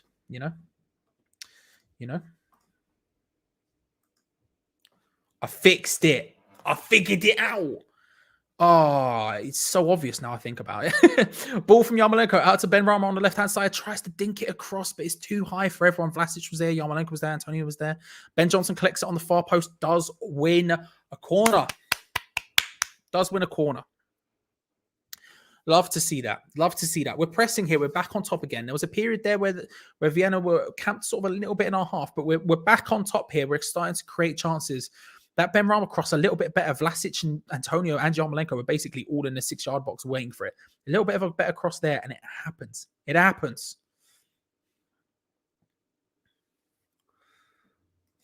Nuno Espirito Santo, first of all, thank you very much for coming, Mr. Espirito Santo. I hope you're well.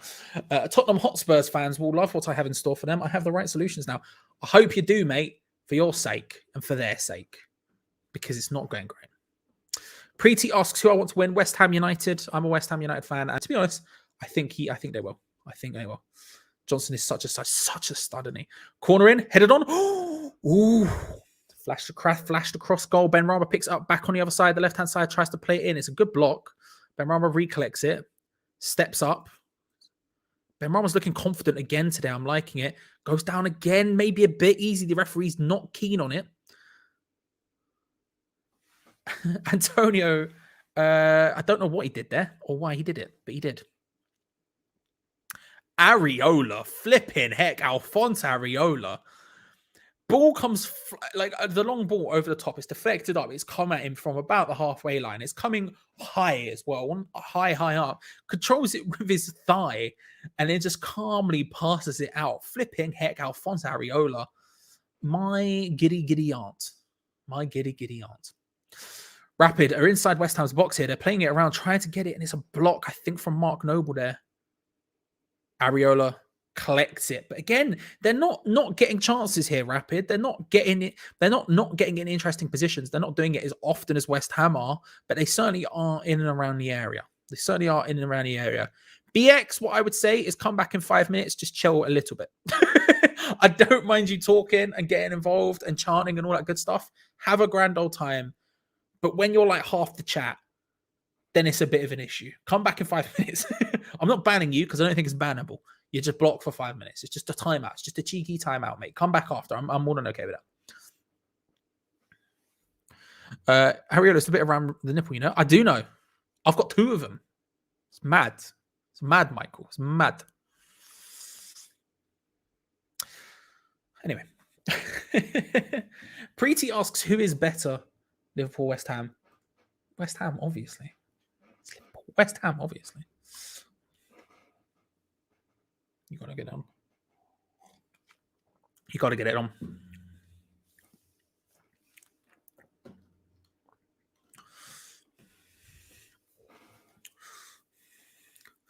I tell you what, Vienna's pressing, specifically on our double pivot of Noble and Rice, and in around that area, is causing us issues.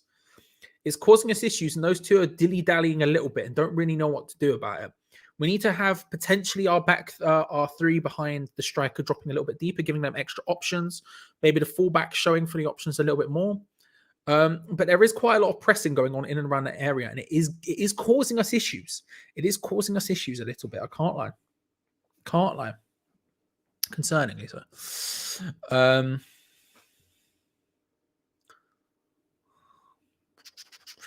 Andrew is asking, what's the consensus, everyone?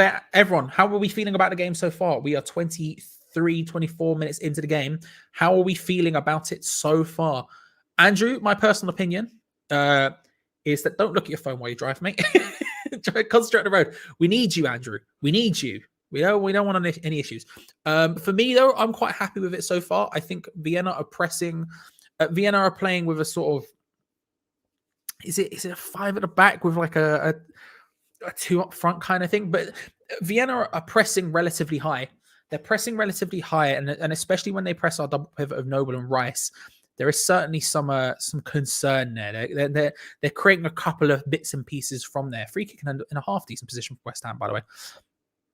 So I think it's going all right, but it isn't easy by any stretch of the imaginations. Gremel, I think his name is. Oh, Griemel, maybe. Wrestling with Mikel Antonio, loses out, and it's a free kick in a relatively advanced area for West Ham, not within shooting distance, but certainly within crossing distance. It's about 30 yards out, right on the touchline, left-hand touchline. Cresswell standing over it along with Syed Benrahma. It's almost a corner, but from a slightly deeper position.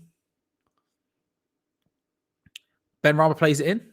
Dawson's there, collected by the goalkeeper. For Andrew's sake, Andrew, so you don't have to look at the phone, I'll read out some of what the people are saying.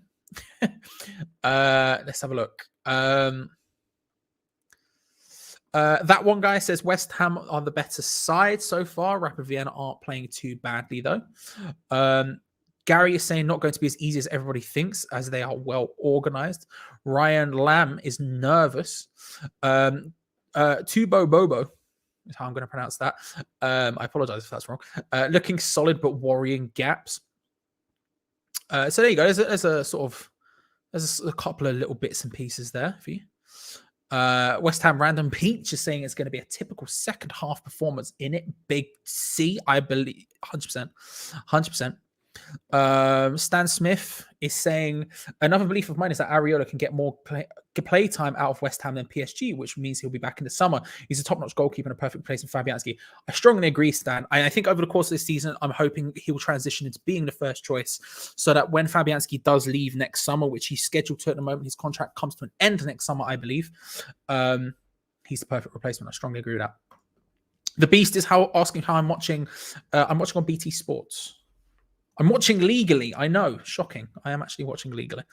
I'm watching on BT Sport on the website, because when you have a BT Sport subscription, which I do for some reason, and I regret, but it exists in my life, you can watch it on the website, which is how I'm watching it now. Played in, corner, off the post.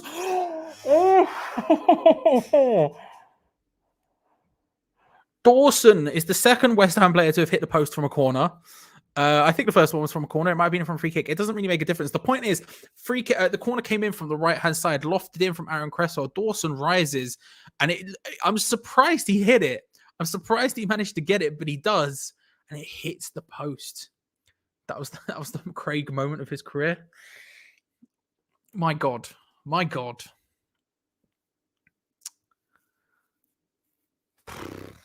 Ham have hit the post twice here. Twice so far in this game. First of all, Declan Rice, a header, I think from it was from a free kick. Might have been from a corner though. Ends up hitting the base of the post. Second time, Craig Dawson there, rising like a salmon at the back post over everyone, clambering over the Rapid defenders to get his head onto it. And it bounces back off the post. Wild. Goal before halftime would be beautiful, Stuart. It would be beautiful. No worries. Yeah, if I had anything else, I could tell you. Like I say, the top link in the Discord in the description below is usually pretty good for me. But today I am watching legally. I'm watching through BT Sport on their website. Tom asks where Geo Gonzo are. You guys kept me sane through COVID. Well, I'm sure they'll be happy to hear that. They are coming back for doing. They don't do the watch alongs. I do the watch alongs. One or two of them might join at halftime. I don't know what's happening there yet. And then, of course, at full time, they'll be back to do the review. So, Tom, if you wish to watch if you're looking for your Geo Gonzo fix, be sure to come here at full time where they'll be live doing a match review. Yarmolenko dinks it over the top. He's looking for Antonio. Antonio controls it, plays it back across. Rice! 1-0. It's a good goal as well. It's a good goal, and it's Declan Rice who gets it. My giddy gosh. Ball, it was good play over the top, dink over the top. With the ball over the top, we've seen significant success with, especially Mikel Antonio, drifting out wide, finding that space. He's done it yet again here.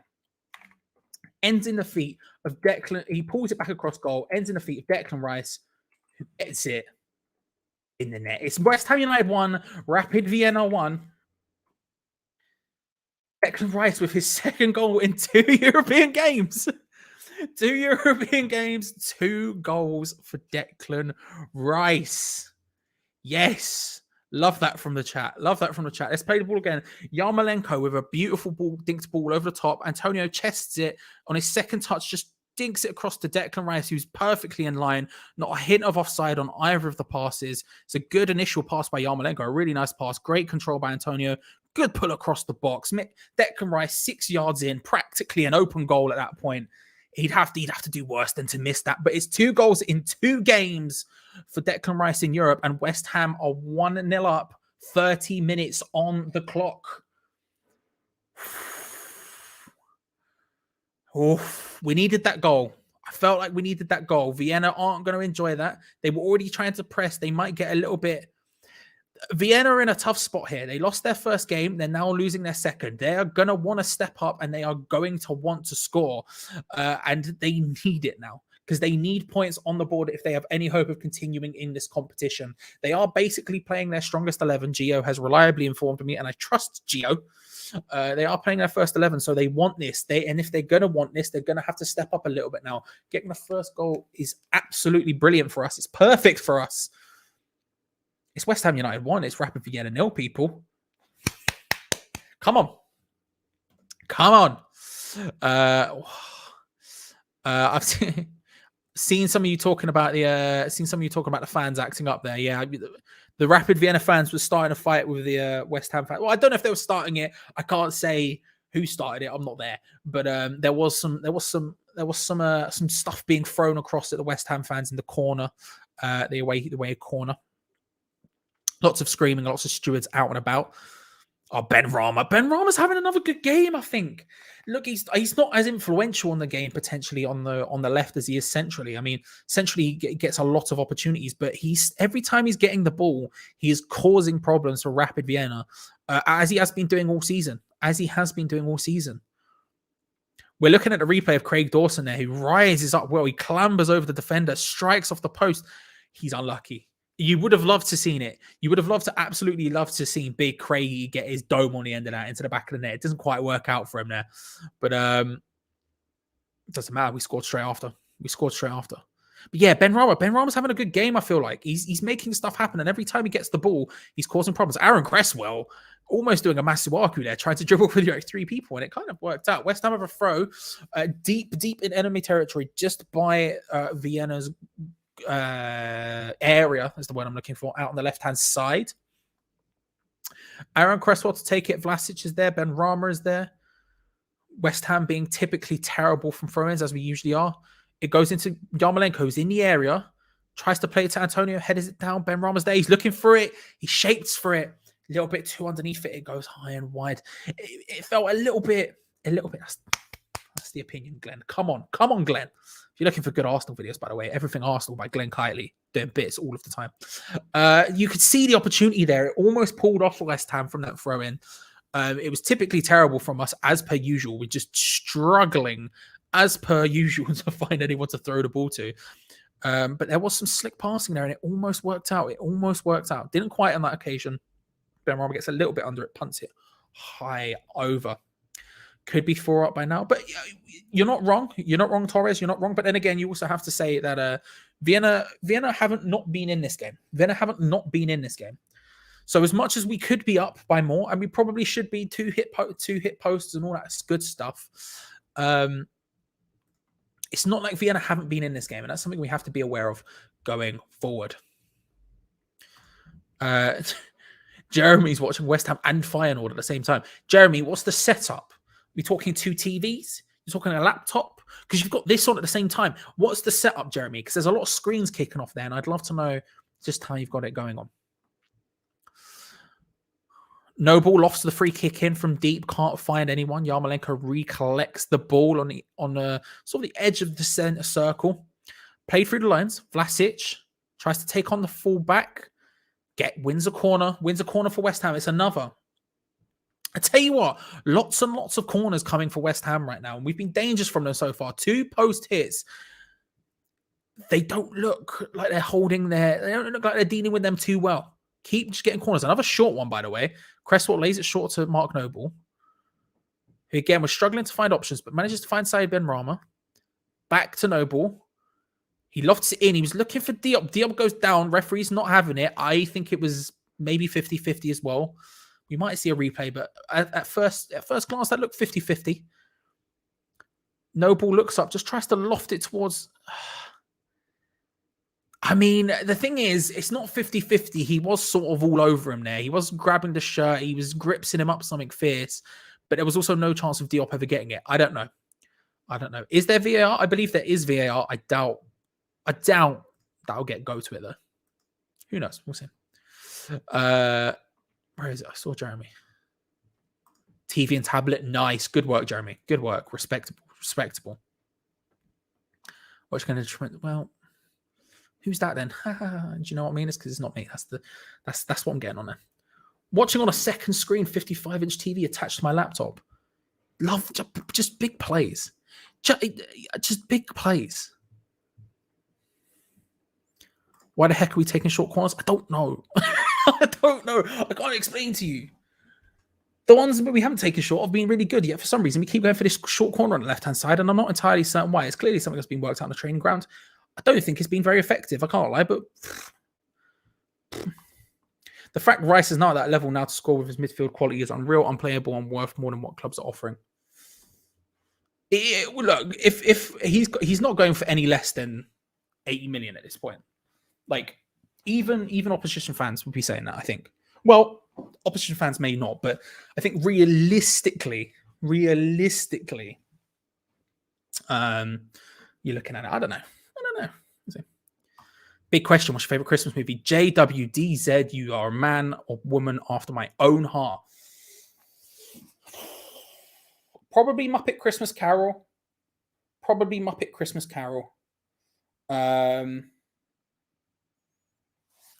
Carol, Gremlins, and Home Alone are the 3. But Muppet Christmas Carol, it's between Muppet Christmas Carol and Gremlins. What's yours, JW? I'm interested. This is the kind of conversations I can get deeply involved with. Thank you. Hammers fan. 249 watching, 177 likes. Look, people, if we all like the button, Christmas comes sooner. That's a lie. I've said that out loud, and it's definitely wrong. But hey, if you like the video, thank you very much. I appreciate it. There's enough of you there. This could be the most liked watch along we ever had. It could be. If you all get on it. The record was like 300 or something. It was close to 300. I think it was maybe 250, maybe a bit, something like, I can't remember exactly what it was. I want to say it was about a 270 mark. I could be wrong. But we're at 222 right now. 223, it's just gone up.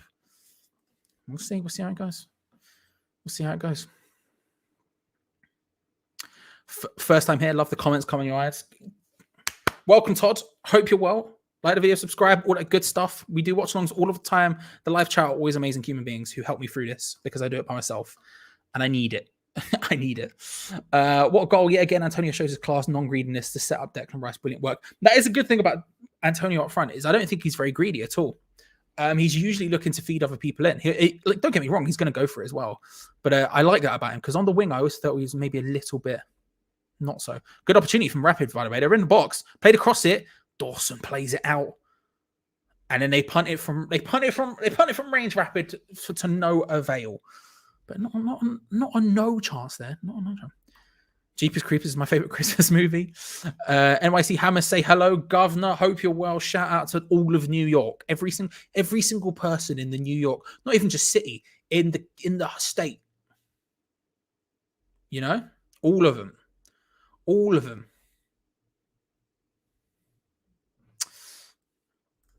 Antonio in his prime, how's he not being called up for England? He's because he's a Jamaica, innit?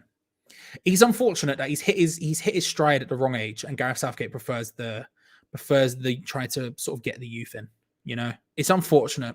I say he's been forced to go to Jamaica, but you know, that Jamaica side's looking fun. I can't lie. I really hope that Jamaica side makes it through to the tournaments because they look banter in the greatest possible way. My favorite film is Leon. Second goal before half time would be beautiful, Stuart. Just remember, guys, don't feed them after midnight. Exactly. I've seen that film in the cinema. It's just great, isn't it? Mine is Elf, but I respect your decision. Fair enough. I don't think you'd be alone with Elf. In fact, Logan says Elf. There you go. Christmas May Vacation, of course. Never seen it, but respect that. Gremlins are awesome. They are. Now, excellent. Die Hard is a Christmas movie. I would say it is Murphy, and if that's your favorite, then fair play. Gremlins underrated for sure. It just is. Do you know what I mean? I think it's underrated. But maybe that's just me.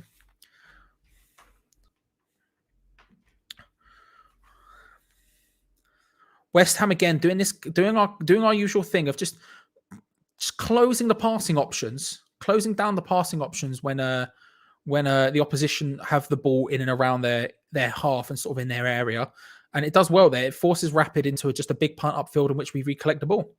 I mean, this is the sort of stuff you love to see, right? It's just the sort of stuff you love to see, and we've been so consistently great at doing it this season, and even now where we're playing a heavily.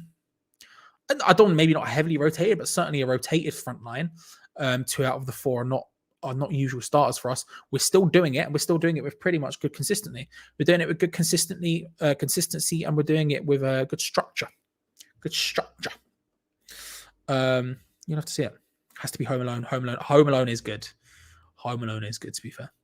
Charlie, you're going to see the new Dune film? I don't know if I'll see it in the cinema. I will watch it eventually.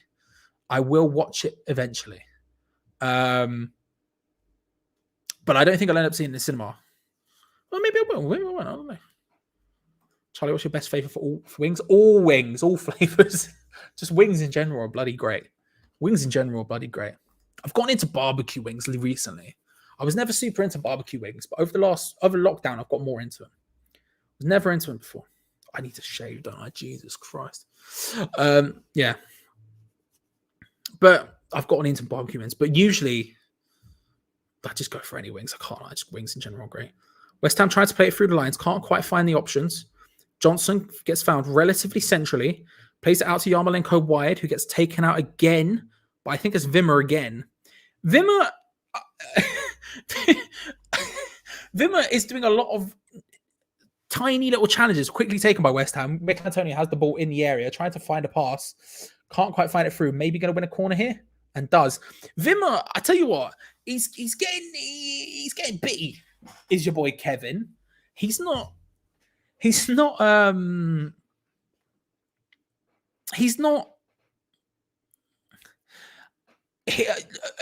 don't know how much more he can get away with without getting a yellow. Because although it's not like the worst, he's not doing the worst challenges in the world. He's consistently just like niggling at people. I think that's going to happen. Aaron Cresswell going over to take the corner on the right-hand side, the right corner. That is, of course, where all the troubles are happening between the Vienna and West Ham fans. 1 or 2 projectiles coming in, and not many, though, to be fair. Cresswell lofts it in.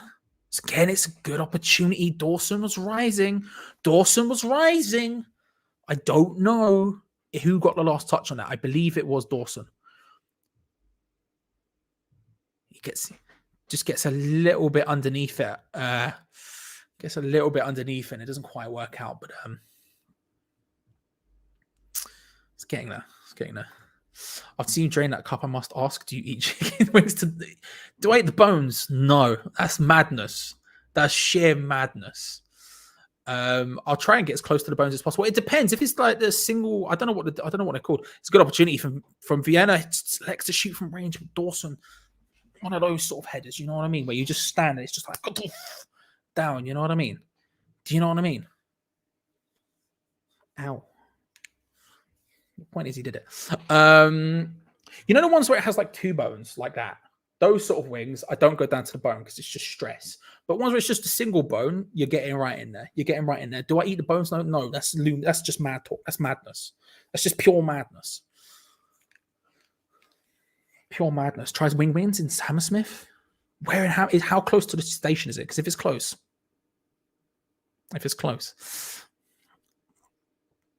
And the card is coming out now for Rapid Vienna. And it is a yellow. It is a yellow. This time, though, it wasn't actually for Vimmer, to be fair. It was for, I can't pronounce the guy's name, but Gravonak, who's just pulling back Said Ben Rama in the most cynical of ways. It is what it is. It is what it is. And then Vimmer just body checking the ref straight after. Yeah.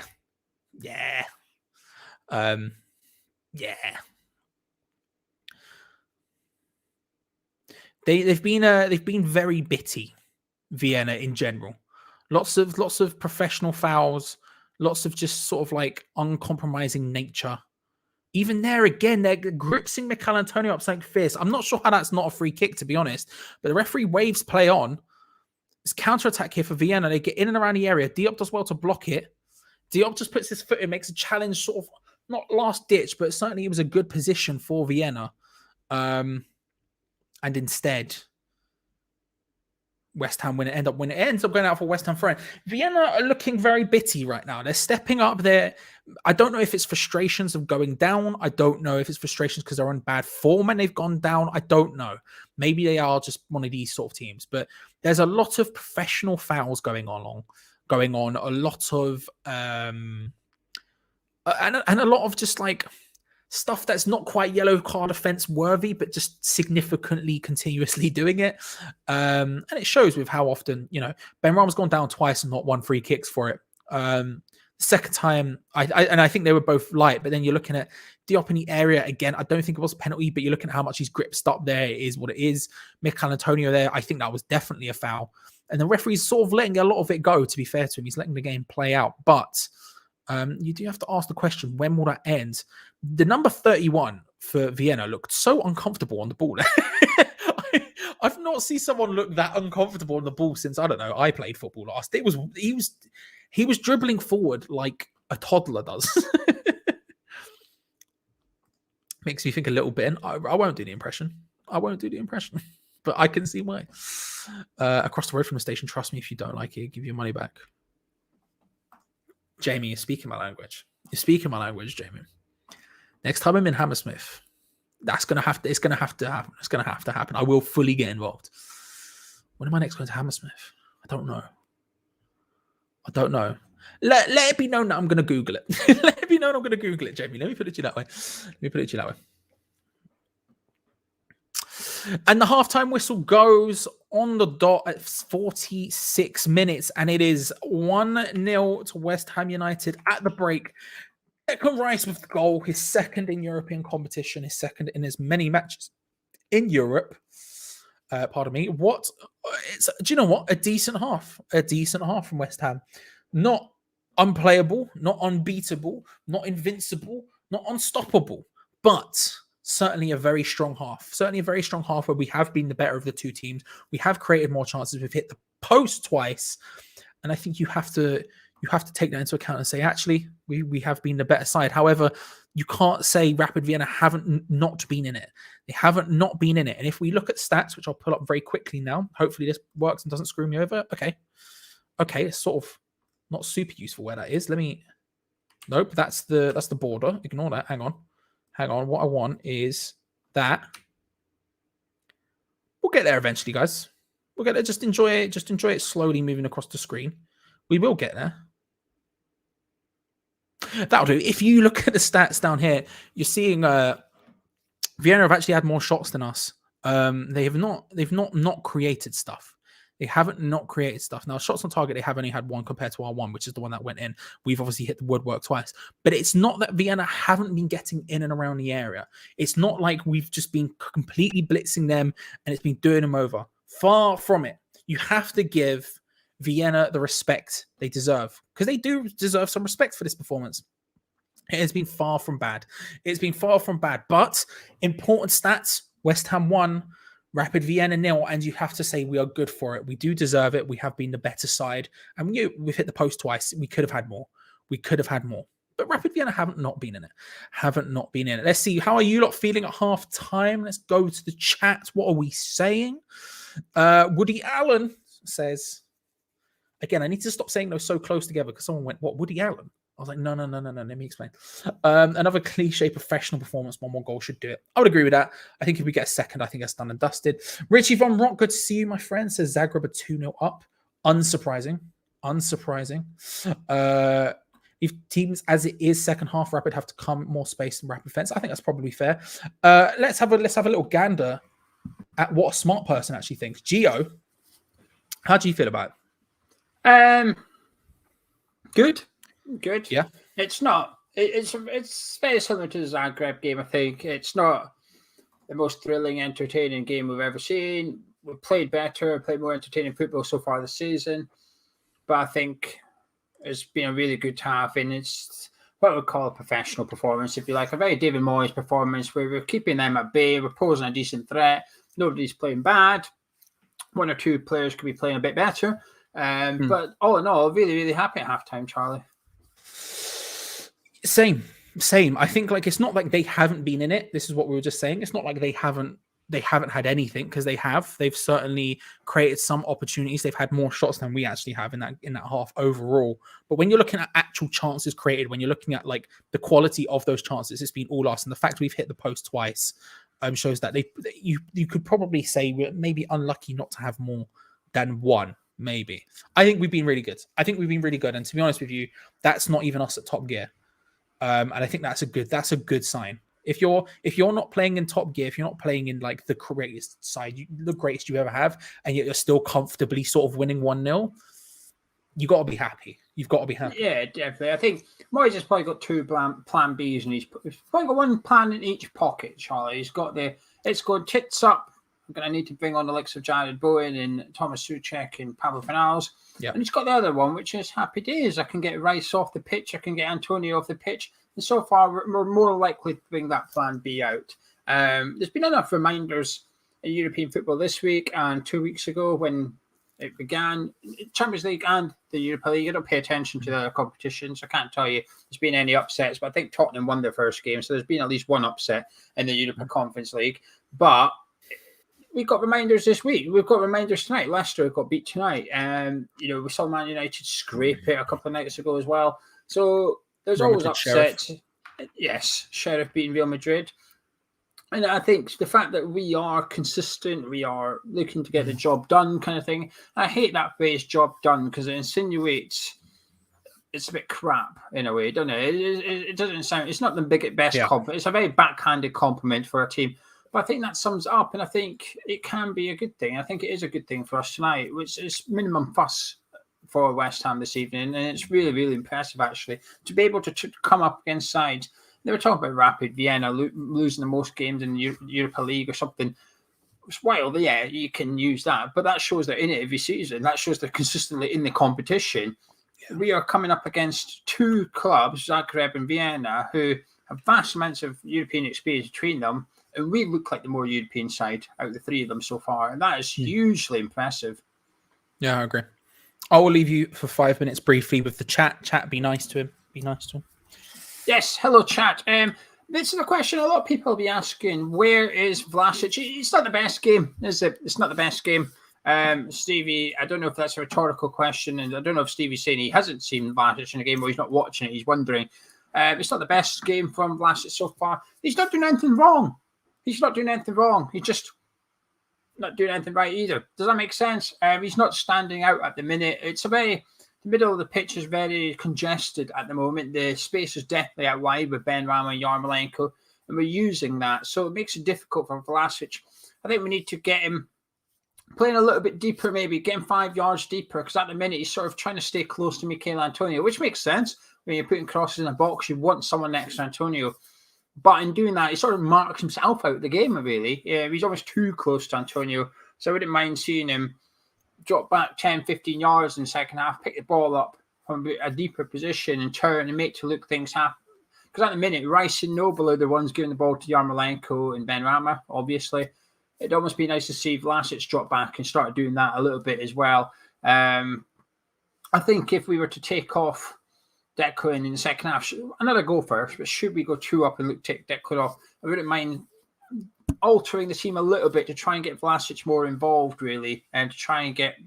He needs a bit of the ball, doesn't he? He needs a bit of the ball. And let's see what some of you guys are thinking. Liam, Ben Rama fan, Liam saying that he thinks it's incredibly slow.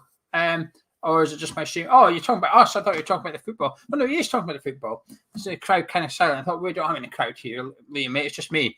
It is a bit slow, but that's European football to some extent. It is. The pace is generally a little bit slower in European football. I think it suits us. I do think it actually suits West Ham a little bit.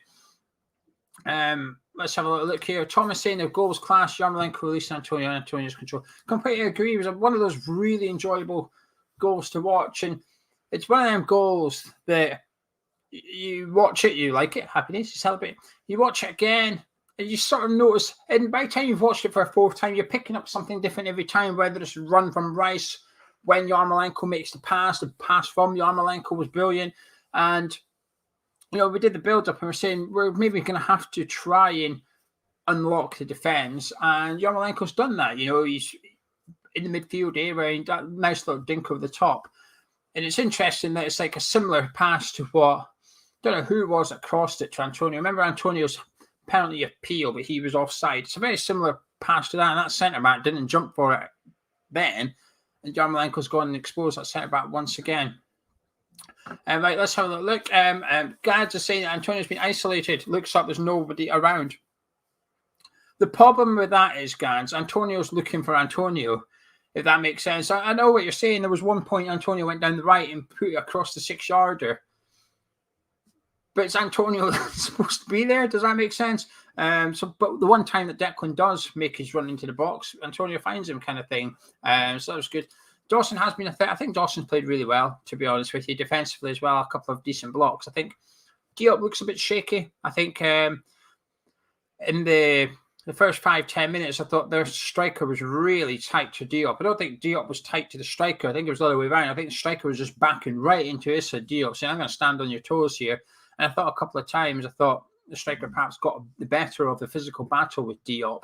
But going on from the rest of the first half, I think they both played well. But I think Dawson has played very well defensively.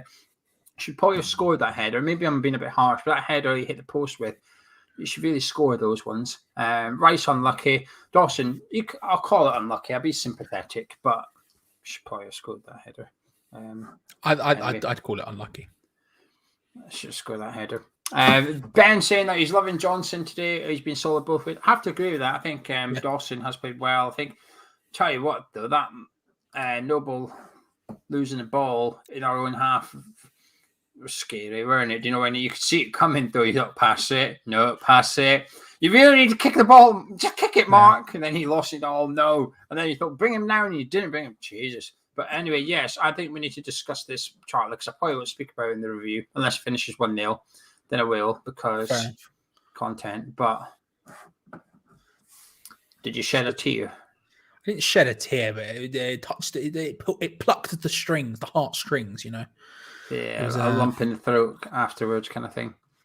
Declan Rice is just, I don't know how, he can't score for love nor money in the Premier League, and yet somehow he steps up in Europe twice. Scores almost both with his left foot. Yeah, true. It makes no sense. It makes no sense. Tonight, he could have really scored with his arse if he really wanted to. He could have just sat down and knocked it with his bum. But 2 left-footed goals for him in the Europa League. But that celebration was a bit special, weren't it? Sliding on his knees and finding no ball, pointing at him, that big hug. Oh, crikey. And then I quite liked it because obviously the away end started getting a bit rowdy then. And you can almost see Declan just hangs back watching the away end.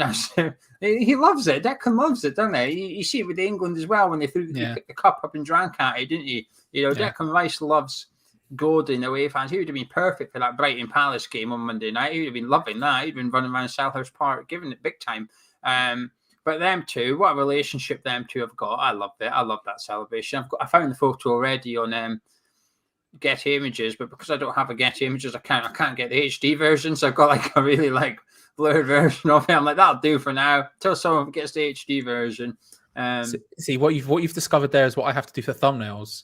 Straight after the game when we do the match ones, like straight after, and I have to find a picture from the match, and like I'm so early on the Google images that they're all just terrible quality, and I have to just keep refreshing until I find an all right one. But, yeah, we can't afford to get the images account, so no, we're just gonna do the bloody pictures. They'll have to do, I'm afraid.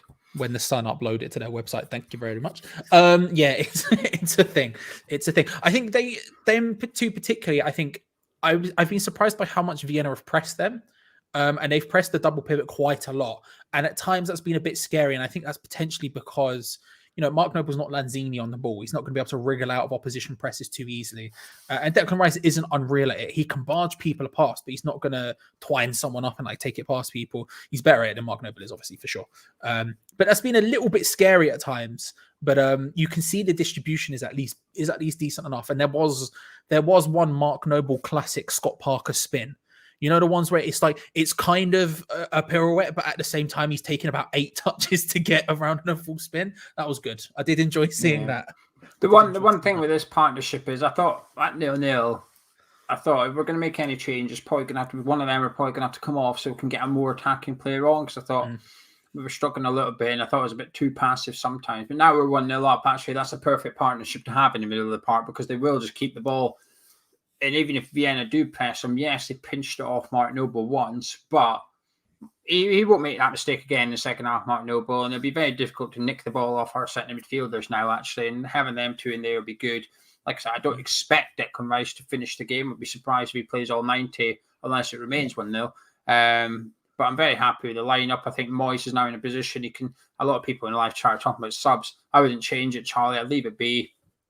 It's important to get this second goal. And if come the hour mark and still 1-0, that's when Moyes going to have to make big decisions. Does he leave Antonio in particular? Does he leave Antonio on, or does he gamble a little bit? Because either way is a gamble. You take off your goal scorer and put someone else on, or you gamble by leaving your goal scorer on for probably longer than you would have liked.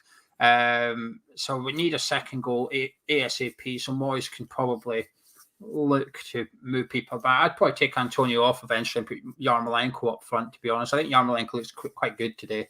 He looks like in the mood, got the pre-assist, if you like, but his pass is what makes that goal. And yes, Antonio's got a difficult touch to do, and it's a nice pass to Declan Rice, and it's a good run from Declan. But Yarmolenko's pass is the one that just sets it all up. Without that, it doesn't really happen, kind of thing. But anyway, I'm going to disappear, Charlie. But before I go, 500 people watching. Can you all like the video? Subscribe if you're new around here. And also, the link in description for the Fantasy League app. If you wouldn't mind downloading it, it's completely free. Just download it, sign up to it. It's completely free. Helps the channel out massively. But Mr. Walsh, thank you again, and enjoy the second half. No worries. Thank you, Gio, for popping in. See you later. And remember, everyone, he'll be back at full time with Gonzo for the review. So if you wish, is that something you're looking for? If you're looking for that fix of live chat after what will hopefully be a dub, what's looking like it could be a dub, then make sure to come back because they will be live. I say we will be live. They will be live. I'll be in the background making thumbnails and all that sort of palaver at full time. But until then, I will be live. Thank you very much for coming. Remember, like the video if you're enjoying it, subscribe if you're around here, all of that good stuff. We are, if I refresh, I think the record is somewhere in the 280-300 range for likes. We're at 286 on the likes, people. I'm going to say if we hit 300, I'll claim it as the record. Even though I'm certain it's sort of around that, I will claim it as the record. As the second half gets underway here at the London Stadium, it is West Ham United 1, Rapid Vienna 0. As Woody says as well, guys, it's Patron Day tomorrow. Now, don't do it today. Obviously, do not do it today because it charges you when you join it in the first of the month. So if you join now, it will charge you tomorrow. And that's just a bad time. That's a bad time. But patreon.com/HammerChat is something you could look at potentially if you want to support the channel further. I'm sure people will let you know it's a decent thing. It is, as Arthur's saying, absolutely drenching it right now. Absolutely pissing it down. Absolutely just insane amounts of rain coming down right now. Will this change the game? I don't know. So I'm going to ask where Gio's gone. He'll be back at full time. He will, Cyber. That goes and watches the match. I do the watch along. He does the reviews and whatnot. He'll be back at full time, though, to give his opinion then. Morning. Good to see you, Hairy Hands. I hope you're well. It's practically morning for me, the amount of times I've woken up today. It's wild. But good to see you. Hope you're well, Harry. Hope you're well. Would love a quick goal to get Antonio. Yeah, strongly agree. Strongly agree. There's your 300. Have we hit the 300? Thank you very much, everyone. Appreciate it. Flipping heck. We do that quickly. We did do that quickly. 305. Bloody hell. How high are we going to get it today? Because that is mad. That is mad. 305 likes. Thank you very much, everyone. Woody, Alan, of course. Enjoy the game, my friend. Enjoy the game. I'll see you. I'll probably see you in the chat for the review. I'll probably see you in the chat for the review. Flipping heck. 300 people. We hit that so quickly. We hit that so quickly. Wonder how high we'll get. Wonder how high we'll get. As it's a corner for West Ham. Early doors in this second half. Let me turn my BT back up so I can hear it. So I can hear it. I want to feel it. I want to feel like I'm there, but dry, because I don't want to be in the rain. You know what I mean? Liverpool fans welcome. Any fan of any team, Stephen, is welcome. As long as there's no people just causing trouble. Obviously not. But any fan of any team is welcome. Come in, enjoy the show, hopefully. Corner from the right-hand side. Aaron Cresswell whips it in. No one can quite get their head on it. Ben Rama collects it on the edge of the area. Starts playing it around. West Ham maintain possession of the ball out on the right-hand side. Cresswell tries to flip it back in. Can't quite manage it. It deflects. Rice tried to find Yarmolenko. The through ball couldn't quite find his man. Vienna collects it. Tried to counter-attack, but West Ham recollects the ball quite well. Not a bad start. Not a bad start here from West Ham. Looking for that early goal. As someone else said in the chat, I can't remember who it was. I would absolutely love to see an early goal here from West Ham. Get their second. That can give us some breathing room, give them some space. Antonio can come off. We can maybe rest some of our key men going forward. You're looking at Antonio. You're looking at maybe Declan Rice, Cresswell, potentially. Ben Rama, there's a lot of people on the pitch you maybe consider resting who are playing consistently at the moment. And Ben Rama has picked this back up. Good interception. Plays it into Vlasic. He's got it. Ooh. Yarmolenko was there. Ben Rama was there. Antonio was there. None of them in unreal positions. Maybe Yarmolenko was making a decent enough run. But Vlasic tries to hit it. It just drags it, bounces off the floor, and ends up, if anything, in the hands of the goalkeeper. And then the Vienna defender does end up on the floor under Yarmolenko's push. It's Wimmer who goes down. The thing is with Wimmer complaining to the referee there about being manhandled, Wimmer is maybe the biggest man in the world. He's hench. I don't know if you can quite, especially a man who's been, bitty challenging everyone the entire game. I don't know if you're I don't know if he can claim that he was hard done by that. Reyes, if Moyes got sacked tomorrow, which we all hope would not happen, would his reign still be seen as a success? Yeah, I think so. I don't think there wouldn't be. I'd hope so. No. I mean, you'd imagine so. I can't see a situation in which it wouldn't be. Getting us to Europe, making us look like a good team, I think it'd be considered a big success. A big success, especially considered the expectations going into it. Vlasic charging forward there, gets taken down under a challenge. I don't know if I think it's gone out for a throw-in instead. Happy to see Vlasic having a pop. So am I. I mean, look, we've got to get him more involved. Got to get him more flowing into the shape of this team. It will take him time to truly learn the system and everything else, but we need to get more of him involved as we go forward, because I think he could have a huge important part to play as we go forward. Stan saying, sorry, Charlie, I won't be here on the 24th of October, so I'm going to see West Ham versus Tottenham. Yeah. Well, I hope you enjoy it for a start. I hope you enjoy it. Because that is a big game. It's going to be a grand old time.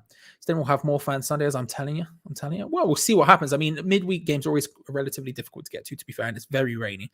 So it wouldn't surprise me if the stadium wasn't full. I haven't noticed empty seats, but I haven't been looking that closely at the seats. Do you know what I mean? Dry here in Boston, Mass, but 14 degrees. Take it. It's wet. Yeah, very wet, mate. Very wet, Todd. Very wet. So 5 minutes in, and it's been all West Ham this half so far. Working through the lines, Vlasic here, getting involved deep in play, trying to find anything. Lays it short to Yarmolenko, whose touch, uncharacteristically poor touch from Yarmolenko there, loses out. He's usually pretty good on the first touch, but that one wasn't too great. But West Ham do recollect the ball. As Rapid tried to counter-attack, it wasn't super strong.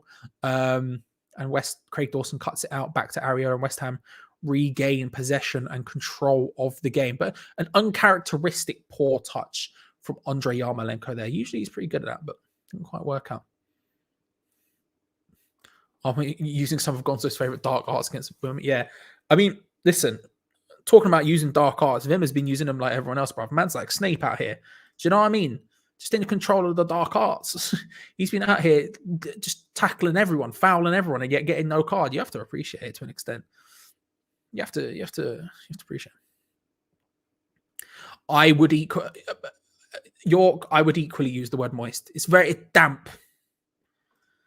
Not quite the same connotations, but damp. Ben Rama doing well there to keep the ball. Ben Rama.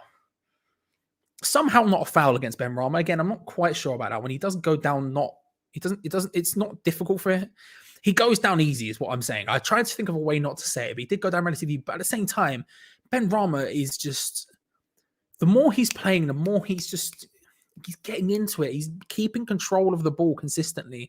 And when he goes, he's maybe gone down a little bit easier today, but he has been targeted a little bit, but he's taking it past people relatively easy. And he does look like he has a level to step up here. And as I was saying at halftime to Geo, to be honest with you, this isn't West Ham in top gear whatsoever. And we are completely in control of this game. And we're 1-0 up. Ben Rama again, they're skipping past one challenge. Getting bullied by Iwu there a little bit out for a rapid throw. But Ben Rama's stepping up. And like I said, we're not in full gear yet. We're not in top gear. And yet we could still step forward pretty. If we took another gear up here and got a goal, which we might not even need to, this is our game to lose is what I'm saying. This is our game to lose. Like Snake, bro, he's out here. He's out here, bro. Professor of the Dark Arts. You know what I mean?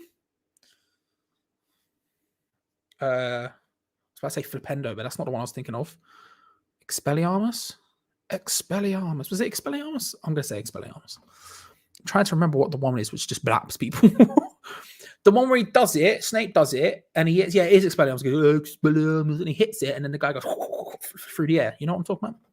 I'm talking about that one. Ben Johnson is in a lot of pain here. And he is being carried. He's not being carried off the pitch. He's carrying himself off the pitch. But he's limping and holding his back, which is two things that don't look well.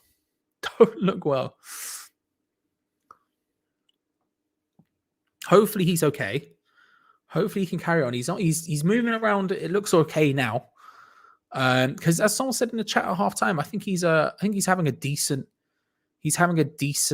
game today, Ben Johnson. And if we do have two fullback injuries, it'll be a good opportunity for him to step up. Be a very good opportunity for him to step up. And so hopefully he's all right. Because I won't want to see him miss out on that opportunity because he needs it. Severus Snape. Dumbledore Snape. Severus Snape. Avada Kedavra. Yeah, that's the killer one.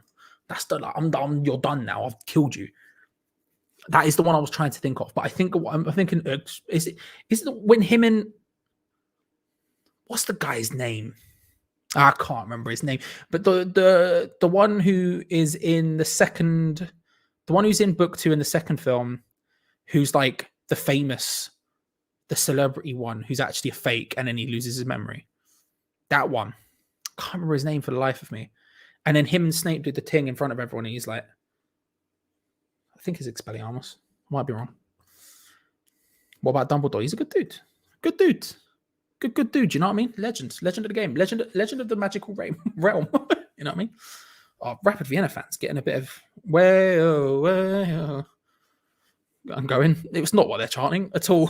You know, hands in the air. You just don't care. Lockhart. That's the one I'm thinking of. Yes. And they have the doll on the tables in front of everyone to teach them the spell or whatever, because people are getting petrified in the school. You know, I'm seeing the views drop. I understand that, but at the same time, these are important discussions that need to be had. These are important discussions that need to be had. Bouncing the ball around right now, just a lot of heading, just blopping about. You know. Jamie says, when my dad used to take me to football, to the pub by the bowling, great atmosphere in there and a great Paris Match cafes. Look, it was a grand old time. It's a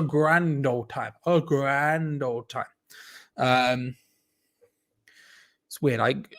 It's a good opportunity from Vienna. They've sort of lost out, and West Ham have regained their shape. There was a moment there where West Ham didn't have their shape, but their number 31 is not comfortable on the ball at all. I'm really surprised at how uncomfortable on the ball he looks. He does not look natural at all. And a big punt forward. Antonio tries to head it onto Ben Rama. Can't quite happen. He was in the area there. Whoever Rapid's 31 is. In fact, we can find out who is Rapid's 31. Let's find out if I press this button. Rapid's 31 is Ullman. Ullman, right? When he was on the ball, he looked so uncomfortable. He looked so uncomfortable on the ball. It was wild. He's just he dribbles like a toddler. He doesn't really look like he's a professional footballer. I don't understand. I'm not trying to be mean to the guy. It just looks uncomfortable. Antonio takes it past the number 30 Gramil for Rapid, but gets taken out in the process. It's a free kick, not in a very good area, in a sort of wide area. It's practically a corner at that point. But Gramil or Gramil, however you want to pronounce it. Then number 30 is getting a yellow card for that. And probably rightly so. I don't think he actually touches him, to be fair, but it's a reckless challenge. It's a reckless challenge. So, another yellow for Rapid Vienna. Another yellow for Rapid Vienna. Free kick practically by the right-hand corner. Just a little bit of a better angle, I guess, but practically by right-hand corner. Yarmolenko and Mark Noble standing over it. Lofted in, headed by Dawson, significantly wide. Significantly wide. It was a decent chance. It was a decent chance, but it just doesn't play out. It just does not play out. He just can't. He just mistimes the flick of it a little bit and can't get the angle on it, and it just dribbles wide. Dribbles wide. West Ham going to make, it looks like 3 substitutions here. Lanzini and Bowen were there with someone else bent over. I couldn't see who the third person was, but Lanzini and Bowen definitely coming on here. A triple substitution from West Ham is maybe the rarest thing I've ever seen. Is that even, has that ever happened?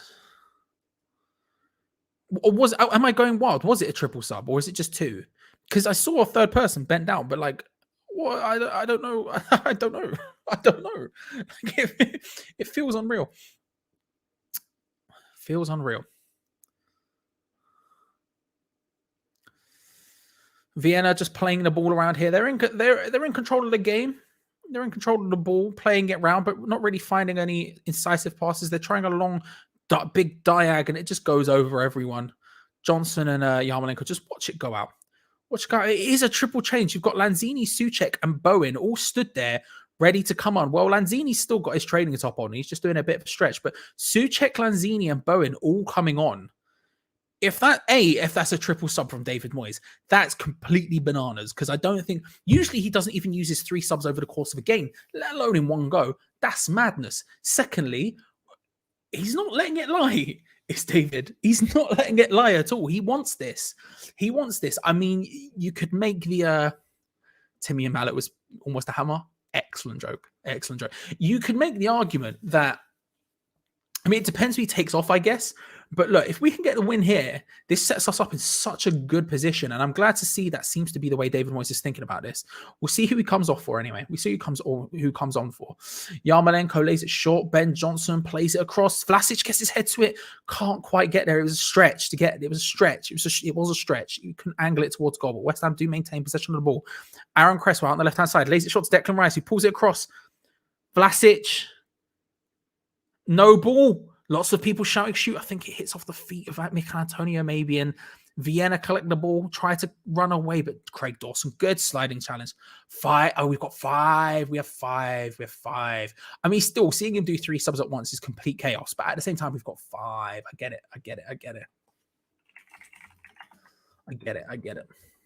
Train.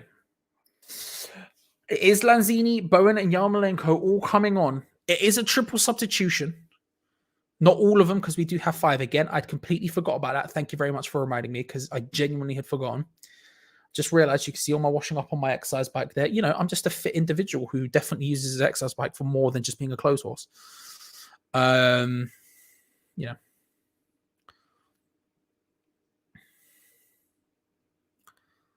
So, oh, and they're doing a triple sub as well. My God, there's a triple substitution from both teams here. There are 6 happening at once. That's wild. This is what I'm loving this. I am loving this.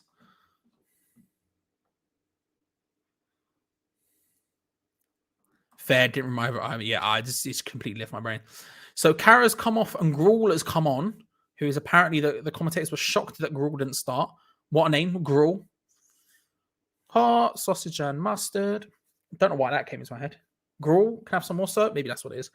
Fortuna's coming off for Kitagawa. Look at Antonio coming off for Jared Bowen as well for West Ham. Mark Noble coming off for Manuel Lanzini and Thomas Souček. So I suspect Souček will come on and Vlasic coming off for Lanzini. Makes sense. So Antonio has come off for Jared Bowen. Souček has come on for Mark Noble. And Lanzini has come on for Nikola Vlasic. There were also 3 substitutions for Rapid Vienna, with Gruel coming on for, I think, Fortunas. I think Kitagawa was coming on for Kara, maybe. I did not see the other one, but those are the substitutions that have happened. I bet Moises' skin's crawling. This is unnatural. He's getting giddy, lightheaded. Talk about some positive subs, some big positive subs. We're moving forward here. Good opportunity from Vienna again, but we've just got a lot of people back and we're very compact. And their cross again just lands at the feet of Ben Johnson, who can play it clear. Jared Bowen's battling for it here. We've given Antonio the rest, and Jared Bowen's pushing him. Vienna under pressure from Jared, who is having a great month, to be fair to Jared Bowen. I was almost like thinking maybe he'll get called up for England earlier on today. Jared Bowen just chasing a long ball down from Ben Johnson. It's bouncing. It is awkward for Vienna. He puts the pressure. He gets past the defenders. The goalkeeper has to come out. Just about they stop him. It was incredibly close, though.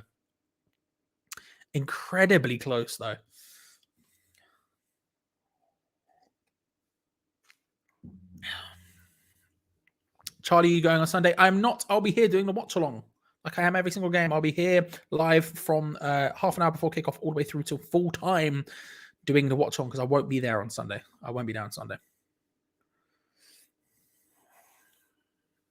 I don't know when my next game will be, to be perfectly honest. I have no clue. Tell you what, Jared Bowen, man, he's been absolute beast. He's been an absolute beast this month. He really has. Like, just consistently doing bits. Like, and again, he's not the most effective person in that role ever. He's no Mikel Antonio. But you want to talk about putting a shift in and trying to make it work as much as humanly possible. Jared Bowen is definitely that guy. Almost a nice through ball there, but from Vienna, to be fair. But Diop intercepting it well. He's also having a good game. I agree with what Geo said at halftime. I think Dawson's having a very good game. I think Diop's having a good game. Not bad by any stretch of imagination from either of them.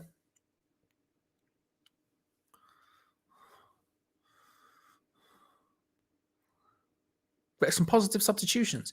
And it means that we're still looking to maintain the pressure. And I also think it's a good sign. Ooh, it's a nice opportunity again from Vienna there, but well cut out Diop, and Diop just covering strong. I also think it's a good sign for West Ham in general that it's a cross in from Vienna there, and Areola just claims it. He's having a confident game. He's not had too much to do, but when he has been called upon, he's been pretty confident. Good to see. It's also a great sign that we can bring on people like that off the bench and be confident. You know, maybe 12 months ago, you would see Lanzini coming on, for example, or Antonio coming off, and you'd be like, this is a significant drop-off. And it's not that it isn't a significant drop-off. You know what I mean? Antonio to Bowen as a striker specifically, it's not a significant drop-off. But it's good that we still feel like that's a positive change, that we can still go, actually, yeah, we are still stepping to this team. We are still looking for a second. All of that good stuff. Do you know what I mean? Listen, as much as I want to see hot goals on webcams as well, just not now, bruv. Just not now. Need to rest Antonio's hamstrings? Exactly. Rapid Vienna substitution names, please. Sunday, listen, I will get them. Listen, here we go. You ready for this? The wonders of modern technology. I've opened up Skype again. For God's sake. The wonders of modern technology. Bang. Right, so Kitagawa came on for Fontas. Kitagawa came on for Fontas. What's the thing? Oh, that's what's going on. Gruel came on for, I think, Kara, and Gremil, I think, for Stakovic, I believe. I might be wrong about that. I'm not sure. But those are the names. That's the only way I could do it because, my God, it didn't show it on the screen very well. They did have to do 6 substitutions at once, to be fair to BT, and they weren't nailing it. They were not nailing it. Anyway. West Ham have been bang average. I think West Ham have been slightly above average, and the fact that we've been slightly above average yet have been practically completely in control of this game and arguably should be more than 1-0 up. I think that's a huge compliment, Lewis. I think that's a huge compliment. I think Diop Zuma will be centre-backs of our future. Athletic, great article. A great article about the connection between those two and Areola. Did they? Ooh, I might have to read that, Logan.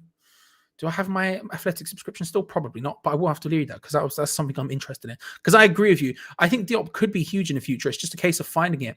Today he's having a good game. He's definitely having a good game. And so I would love to see more of him. I think there will be more of him to come. It's just a case of finding his opportunities and finding the time. Ogbonna is obviously on the wrong side of 30 and centre-backs go on for a long time, especially those of the Italian kind. They tend to go on until they're about 500 years old. So in that case, we have like another 470 odd years of Ogbonna at centre-back. But at the same time, it's not like he's the youngest spring chicken. So I think Diop's all right. His biggest problem maybe in David Moyes' system is his tendency to step forward. He's just done it again there. As Rapid Vienna have control of the ball, they're trying to find any way through here. It's not quite happening for them, though. West Ham are just staying resolute and staying in structure, staying very, very compact. But that's the problem Diop has, I think, to an extent. With playing it as a David Moyes centre-back, is he does have a tendency to step up and try and aggressively press the ball, which I don't think is necessarily a bad thing, especially if you're playing in a back three. But in general, I don't think it's necessarily a bad thing. I think you can certainly play that role, but I don't think David Moyes likes his centre-backs to do that, and Diop does it quite often. So he would maybe potentially have to stop doing that to get more game time. But he's playing well today, and I think he's putting a decent marker down to be saying, hey, maybe I should play more often. The problem is he's next to Dawson, who also isn't a first-choice starter centre-back for West Ham, and he's having a better game, so it's difficult. Riley Taylor, good to see you. I hope you're well. Hope you're all right, my friend. Hope you're all good. Welcome to the channel. I haven't seen you around before, so welcome. Hope you're good and enjoying this match from a neutral perspective. I think the second half has been a little bit less fun than the first half, maybe. But is Bowen really good enough for England? I mean, England are blessed right now. Their squad is blessed right now. But if you're saying, is he worth an England call-up more than, say, Jesse Lingard is, then probably yes. Is he good enough to start for England at the next tournament? I don't know. I don't know how Bo will develop. I don't know how the England players will develop. They are very, very young after all. However, is he good enough? Has he worked well enough and played well enough right now and done well enough to earn a call-up right now? I would say yes, especially for friendlies. I would say yes. See what happens. But we'll see what happens. Morning from Queensland, Australia. Love the coverage. Good to see you, Philip. I hope you're well, my friend. Hope you are all good. Hope it's all good in Queensland. Good morning. Must be about 5:30 or something there, ish, something like that. I mean, to be fair, Australia has several time zones. Ben Johnson goes down there. It's a penalty for Rapid Vienna under a silly challenge from Ben Johnson. A silly challenge from Ben Johnson. I want to see the replay again there because it felt pointless. It was a nice 1-2 from Vienna, and Johnson just at full stretch. I don't think Ben Johnson touches him, I don't think Ben Johnson touches him. It's a 1-2. He gets into a good position. It's Gruel who gets there. If it goes to VAR, you'll probably... It looks like Gruel goes down under his own feet there.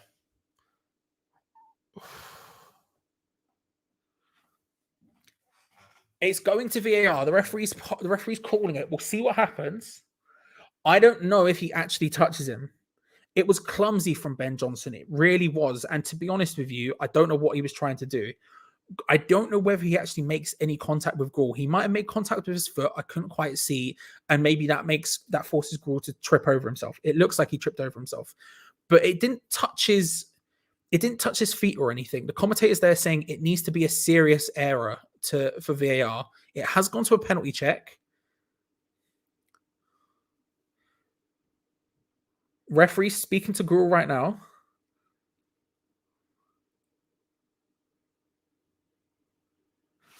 Penalty ruled out. No pen. No pen. Good. Oh, no. Wait, no. It's getting... Okay, no.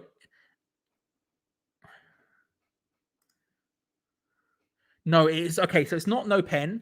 He's just looking at the screen. I thought he was saying they decided no pen. Okay, so he's looking at the screen. We're seeing the replay now. It's an awkward angle to see it from. But I don't think he touches him. It looks like he touches over his... It looks like he trips over his own feet, to be honest. The angle they're looking at is not a great one. We're seeing a better angle here. I don't think he touches him at all there. I'm looking at it as well at the same time as the ref. I don't think he's being touched at all there. I see why he gave it the first time round. Don't get me wrong. It looked like a really clumsy challenge from Ben Johnson to give away a penalty. But it looks at the end like maybe you could make the argument that Gruel's trying to avoid his touch. No penalty. Okay, we're good. We're good. We're fine. Everyone calm down. Everyone calm down. We can all wipe our brows and relax a little bit. You can certainly see, thank goodness for Ben Johnson, who's having a decent game. I would have hated to see him get a penalty there. But you can see why it was given. You could maybe make the argument that Gruel tries to avoid the Ben Johnson's sort of reckless and wild challenge, which it was reckless and wild. It wasn't dangerous, maybe wild, not reckless, wild. You can maybe make the argument that in trying to avoid it with his feet, it connects. He trips himself over, but that's not really a pen at that point because there's no touch, there's no contact. So it's not a pen, but I don't think it's a dive either, to be fair to him. I don't know. But Ullman is coming off now. The man who looks so uncomfortable on the ball and already has a yellow card is coming off for Rapid Vienna, and Auer, A-U-E-R, is coming on. No pen. The London Stadium is in full swing right now with a come on you irons as it remains West Ham 1, Rapid Vienna 0, 74 minutes on the clock. Yeah, I don't know whether you'd get a booking for it because I don't know if it's a dive because he does trip over himself. You could make the argument he's looking for it, but I don't know whether it's enough for a dive, if you know what I mean. Pablo Fornals is getting ready to come on now for West Ham United. David Moyes has gone wild. He's bringing on a fourth substitution and it's not even the 75th minute yet. I don't know what he's doing. I'm not even sure he knows what he's doing. Kevin Nolan seems to be talking to him. Maybe it's Kev's idea, but we're there. We're there.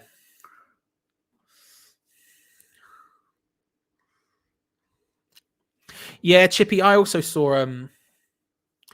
I saw Ben Johnson. He was obviously holding his back and bopping about in a really awkward way. I'm surprised he carried on because it did look dodgy. But still, Diop getting a yellow card there for clambering all over for Gruel. There was an arm in there as well. Gruel was 100% looking for it. I can't lie to you. Gruel was going back. There was a ball coming over the top. Gruel was going back. And let's say the ball is coming this way. Gruel is like this. Just watching Diop. Like, come on. Please. But still, it is a yellow card. And you see why. Pablo Fornals now making his way onto the pitch for Andrei Yarmolenko. Interesting. Fornals will take up his classic position on the left, I assume, and then you'd put probably Ben Rama central, Lanzini right, or Ben Rama and Lanzini switching around.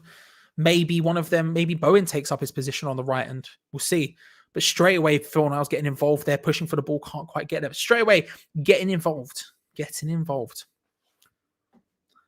What's a goal by Rice? What's a goal by Rice, though? I agree, Edward. An excellent goal by Rice. Well, an excellent goal from everyone. I think Yarmolenko's ball made it. I think Antonio does well to control it and then lay it across, and then Rice's movement's smart. It's just a good team goal overall. We're 15 minutes away now. It's still 1-0 to West Ham. You'd have to say Vienna have probably been the best team in this second half. West Ham's chances have been lacking a little bit. How we changed that, I don't know. We've made a triple substitution already. We've made 4 subs now. We made a triple sub and an extra one. We do have an extra sub left. I suspect we won't see that until the very dying embers of the game, though, if at all. But Vienna, as much as they have been the better team in the second half or created more chances in the second half, they're still not creating killer chances. They're still not finding that dead last ball. They're not creating anything where you're getting really, really scared. They're doing okay. Don't get me wrong. I'm not saying they're doing badly by any stretch of imagination, but to be honest with you, it's not happening for them. Whereas West Ham are pushing again here, Jared Bowen, I'll tell you what, that's good defending, to be fair, by the Rapid Vienna player. He takes the ball from out from underneath Jared Bowen, gets up from the slide challenge with the ball at his feet and just passes it away calmly. That's a decent tackle. You have to surprise. You have to respect it. You have to respect it. But how do we get into this game? Do we necessarily need to? Vienna aren't really looking at that challenge again. That is an excellent slide challenge. Just takes it completely out from under his feet. Beautiful stuff. Beautiful stuff. You got to respect it. Do we need to good tackle by Thomas Suchek? Do we need to do anything?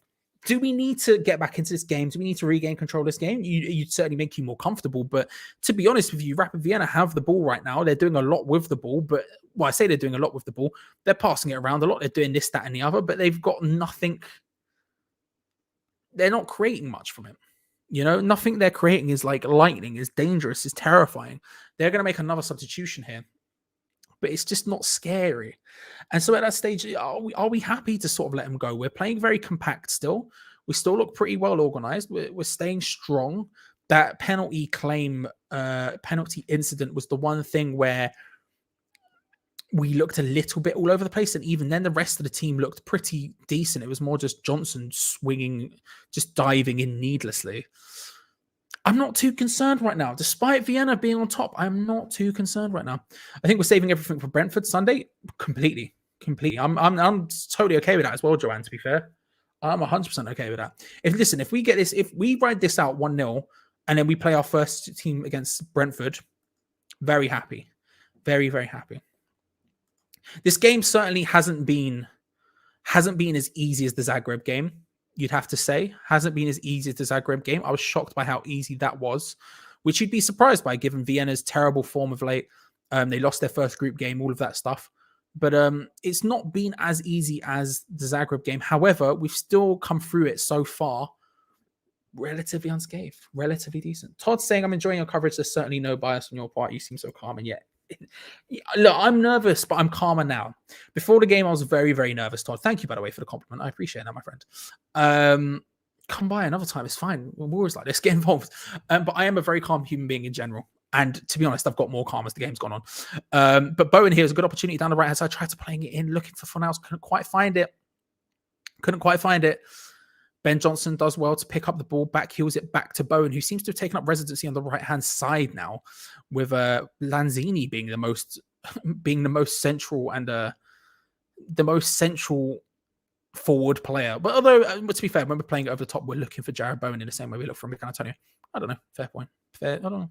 Look at that. But West Ham just can't quite find their way through it. They're not breaking them down as well as they were in the first half. But 10 minutes to go. We'll see how it goes. Like I say, if we keep this 1-0 all the way to the end and then we play our strongest team against Brentford and they look fully fit and firing, more than okay with that. More than okay with that.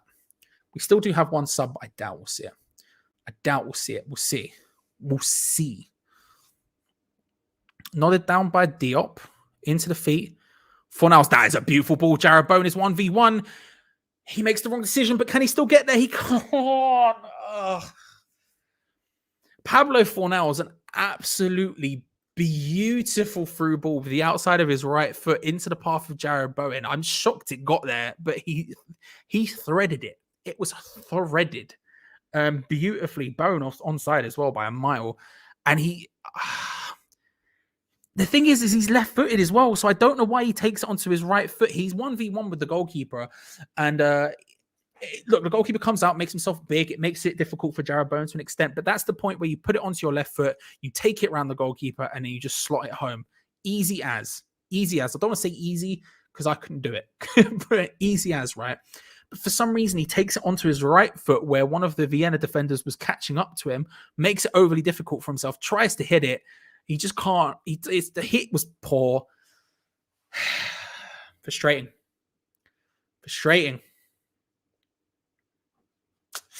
Edward says, do you think Lundgaard will join next summer? At this point, no, I don't. Edward. I might change my mind in 6 months, but at this point, no. I don't think we need him. I think we're better without him. I think we play better football. I think Ben Rama has stepped up into his position pretty nicely. We've got Vlasic now to concentrate on to try and develop, and that's not going to happen instantaneously. It's not happening instantaneously, but it might happen soon. Ben Rama pushing again. Vienna's goalkeeper forced to make a not great clearance, but they keep the ball. But yeah, we'll see, Edward. But I suspect no. Pardon me. Terry, I strongly agree with you, my friend. Says no divine right to beat anyone, but we should fear no one. Exactly. That's exactly how I feel. And all too often, I think we get caught up in conversations about teams like Rapid Vienna and go, "Oh, we should be beating them," and it's like, I don't necessarily disagree that we should be putting up a fight and we have a greater opportunity of beating them than other people. But at the same time, like, I don't think we need to overlook them. How often do we talk about teams like Astra Gizu in the past and then they beat us? You know? Bad miss. Yeah, it was poor by Jared Bowen. I don't know why he took it onto his right foot at all. It just makes no sense. He's left-footed. Why would he? And Kevin Wimmer, who's the defender there, is just covering the goal, and then Jared Bowen just falls over, as he's swinging his weak foot at it with no balance whatsoever, and it goes high and wide. It's stress. Don't know how he's managed it. Don't know how he's managed that one. It should be 2-0. If you wouldn't say it should be 2-0 from the previous 2 post hits and everything else before, it just really should be right now.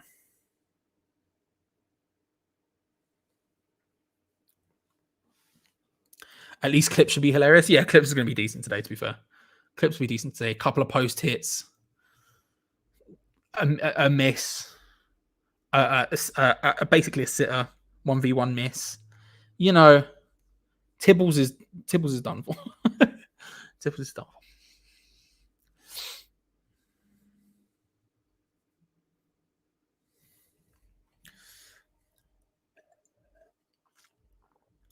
Six minutes plus stoppage time to go. 6 minutes plus stoppage time to go. There is 430 of you in the chat right now. First of all, thank you very much, everyone. I genuinely appreciate it. We've got record likes for this stream. We are at 334, which is the most I've ever had on a watch along, which is obtuse. I don't know how much higher it's going to go, but if you haven't already, drop a like on the video, subscribe if you're new around here, all that good stuff. Remember, we do watch alongs. I do watch alongs every single match day without fail. I am live on this channel from half an hour before kickoff all the way through till full time. We also have the build-up show just before that for half an hour. We have the live match review just after it as well for usually about half an hour as well. So there's lots of match day coverage coming from House Chat all the time. So hey, if you're new around here, subscribe so you don't miss out on any of that good stuff. We'll be back on Sunday, of course, for the Brentford game. Looking forward to an interesting battle there. But yeah, remember, if you're new around here, subscribe, like the video, and if you are new, hello, thank you very much for coming. And if you're one of the usual people, hello, thank you for coming. Thank you for coming. I genuinely do appreciate it. It means a lot. It means a lot. This is my thing. You know, the watch along is my thing. Ham Chat as a whole, that's Geo Gonzo's thing. We do it as a unit to an extent as well, but like the watch alongs are my thing. And so anyone who's here, thank you so much. I genuinely do appreciate it. Really do. Rapid Vienna have control of the ball now. We're about 5 minutes plus stoppage time away here from maybe a harder fought victory than it needed to be, but certainly not one that wasn't earned. Vienna's still on top of the game here, passing the ball around, keeping control of the ball inside West Ham's half. But West Ham, as they have been all season, we've been really well drilled, really well organized. West Ham trying but failing to get a little bit of control of the ball there. Really well organized. Defensively, very compact. Whenever you see Vienna get anywhere near, Diop's doing well to hold off that player there, by the way. Whenever you see them getting anywhere near the goal, they hold off. They just get into their little tight cluster and make it very, very difficult for Vienna. We're a very, very difficult team to beat. To be honest, we're a very, very difficult team to beat.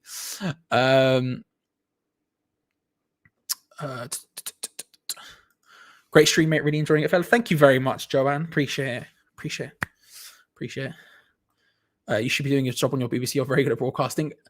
I'll take it. I disagree with you, but I'll take it. I appreciate it genuinely.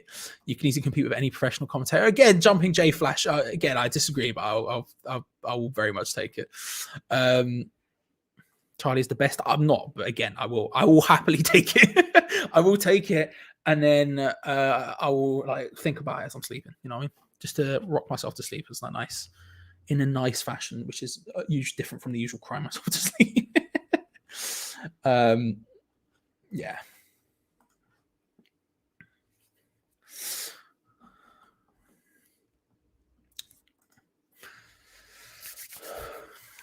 Three minutes to go. West Ham with a throw on the left-hand side. Fornals and Cresswell just getting crowded out. But again, winning the ball back there. Manuel Lanzini getting involved and winning it back. Harrying Rapid Vienna. Rice getting forward well as well. Ben Rama chasing them down. Again, reducing the options, not pressing like mad, just pressing to the extension where they reduce their options, reduce the passing options. And Vienna sort of consistently have to end up making risky passes because they have no other option. And West Ham punting it back, and it's a throw in. It's good. It's really good.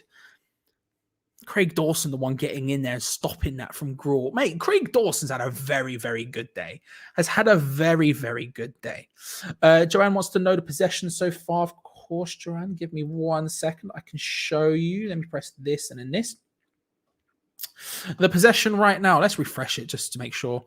We're talking 48.5 for West Ham, 51.5 for Vienna. And since half time, I suspect it would be very heavily in Vienna's favor. Yeah, you can see it's been 61% for Vienna since half time, which is a lot better than it was in the first half. They've certainly been the better of the two teams here. They've certainly been the ones who are stepping forward and trying to make things happen. Not that we haven't. We've done well when we've had the ball. We've certainly done well when we've had the ball. We've got forward well. We've created some chances, and from what little we've had of the ball in advanced areas, we've done well with it. But Vienna probably would be the better team in the second half. But to be honest with you, again, it's chance creation at the end of the day. You can have possession as much as you like, but if you're not creating the chances, you're not creating chances. I mean, look at West Ham last season under David Moyes, right? We basically had no possession. There were times where we were having possession in the 20s, which is mad, and yet we were beating teams left, right, and centre. That's because ultimately possession is an indicator, but chances created is the important thing, right? So as much as Rapid Vienna have been a better side in this second half, you've got to say that they haven't created enough with it.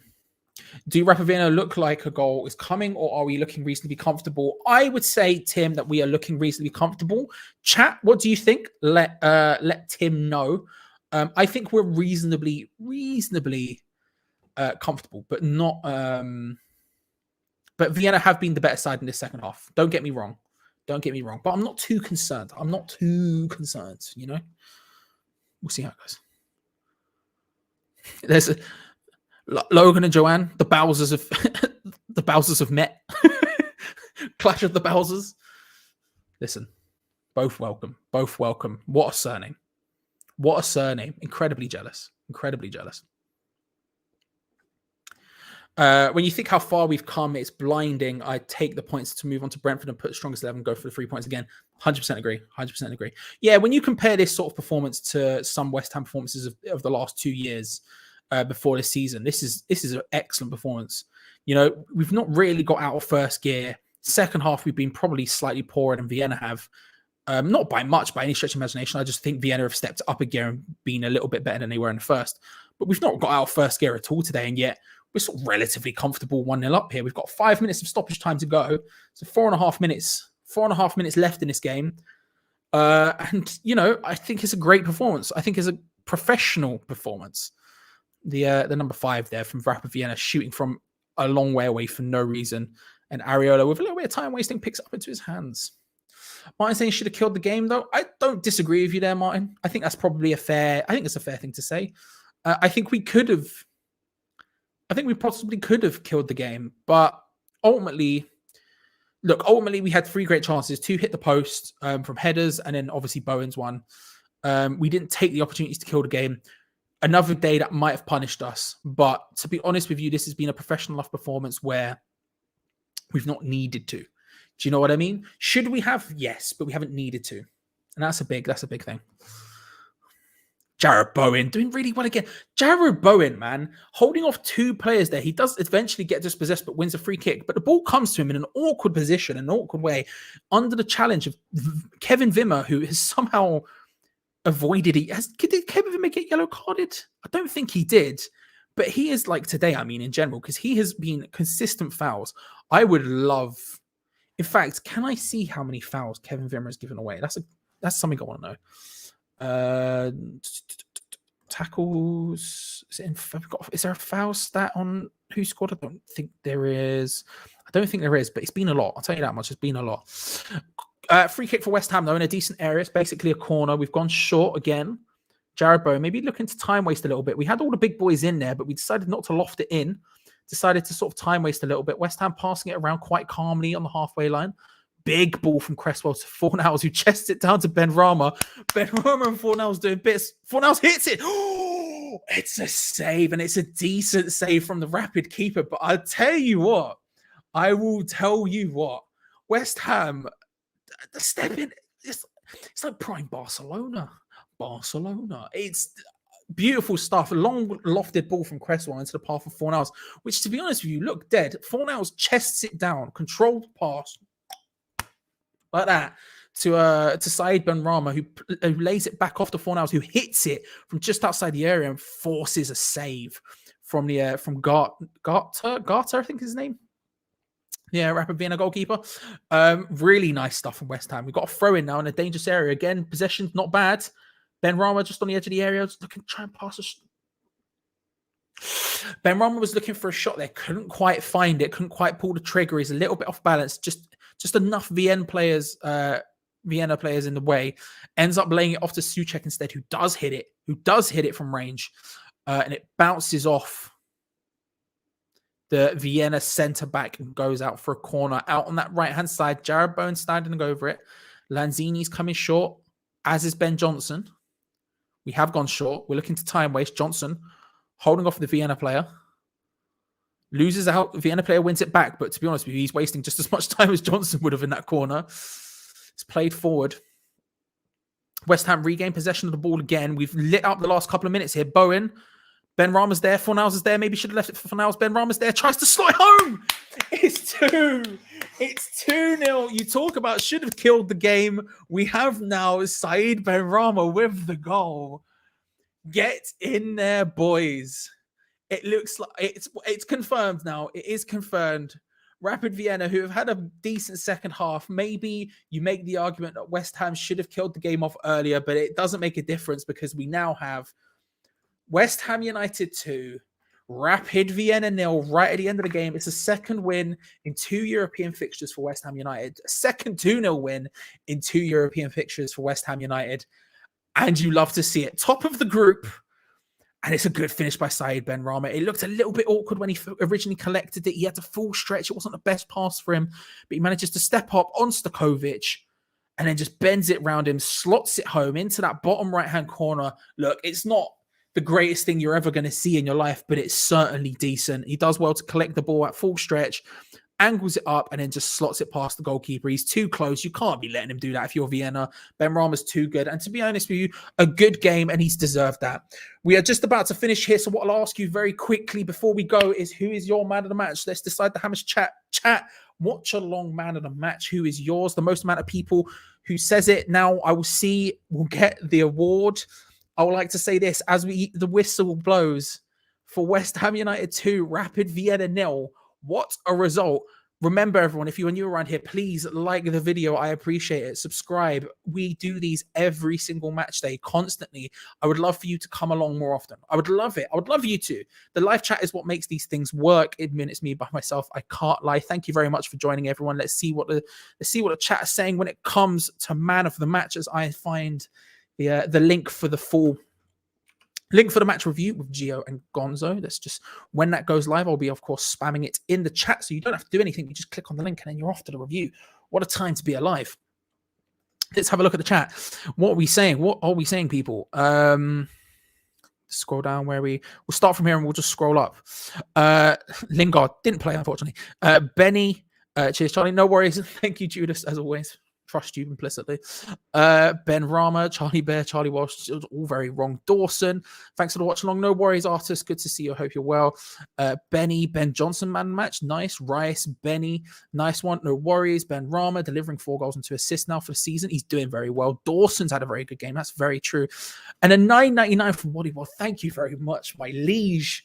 Benny, man of the match. Respect it. Thank you very much, Wally. I appreciate you no end, my friend. I appreciate you no end. Let's keep going back up. Let's see what the people are saying. Dawson, Deckers, Rice, Ben Rama, Deckers for me, Rice, Charlie Walsh, man of the match. Titch, thank you very much. You're a liar, but I appreciate it. Rice, Charlie, thank you very much. Ben Rama, Rice. A lot of, I tell you what, it's close between Rice and Ben Rama. It's close between Rice and Ben Rama. I think I'm gonna. I tell you what, we'll give it joint because I can't tell who it is exactly. But it's very, very close between the two of them. We'll give it joint. Look, if there's 2-0, both of them getting big dubs. I appreciate it. You know what I mean? They can get it. Congratulations, Declan Rice and Saeed Ben Rama for winning the Ham's chat watch along man of the match award. Maybe Ben Rama just scraped it slightly. 388 likes. Thank you very much, everyone. 12 or 400. Jesus Christ. That's the most I've ever had by a significant distance, and I genuinely appreciate it. Like I said, the live review of Geo Gonzo will be up in just a moment. Once I have that link, I will be spamming it in the chat. So you can all just click, go and watch it and enjoy yourselves. But a huge performance, an absolutely massive performance, a massive result. You know, there was some squeakiness in that second half. We should have maybe killed it off and it didn't quite happen. But you know what? We didn't need it in the end. And then it was a good finish. A very, very good finish. Professional yet again. Exactly. Thank you very much, Michael. By the way, if you haven't seen Michael's episode of Two Spanners, Want to Hammer, a Patreon exclusive podcast on patreon.com/Hammers Chat. Go and have a gander. It was a banger. But professional yet again. Grass, thank you very much for the 20 Denmark krona. Is that what they're called? Or is that Swedish? That's Swedish, isn't it? But whatever DKK is, there's 20 of them. I'm going to say that translates into 400 English pounds. Thank you very much, sir. Great stream. Thank you very much. And ladies and gentlemen, the watch along is now at its conclusion. The live match review is about to commence. The link is in the chat. I am putting it in there right now. I will click on it. Go and have a gander at the live review with Geo Gonzo, talking about an excellent performance from West Ham United, a professional performance. Once again, thank you to everyone for joining. Thank you very much, especially to Grass Sand and of course to Wally World for the donations. I appreciate you. You have no idea how much that means to me. And thank you everyone for watching. Remember, like the video if you're new around here, subscribe, all that good stuff. We are live every single match day. And until Sunday, when I'll be back with that one, come on, you Irons, and I'll see you then. Another big dub. Come on, let's go. 2-0. See you then.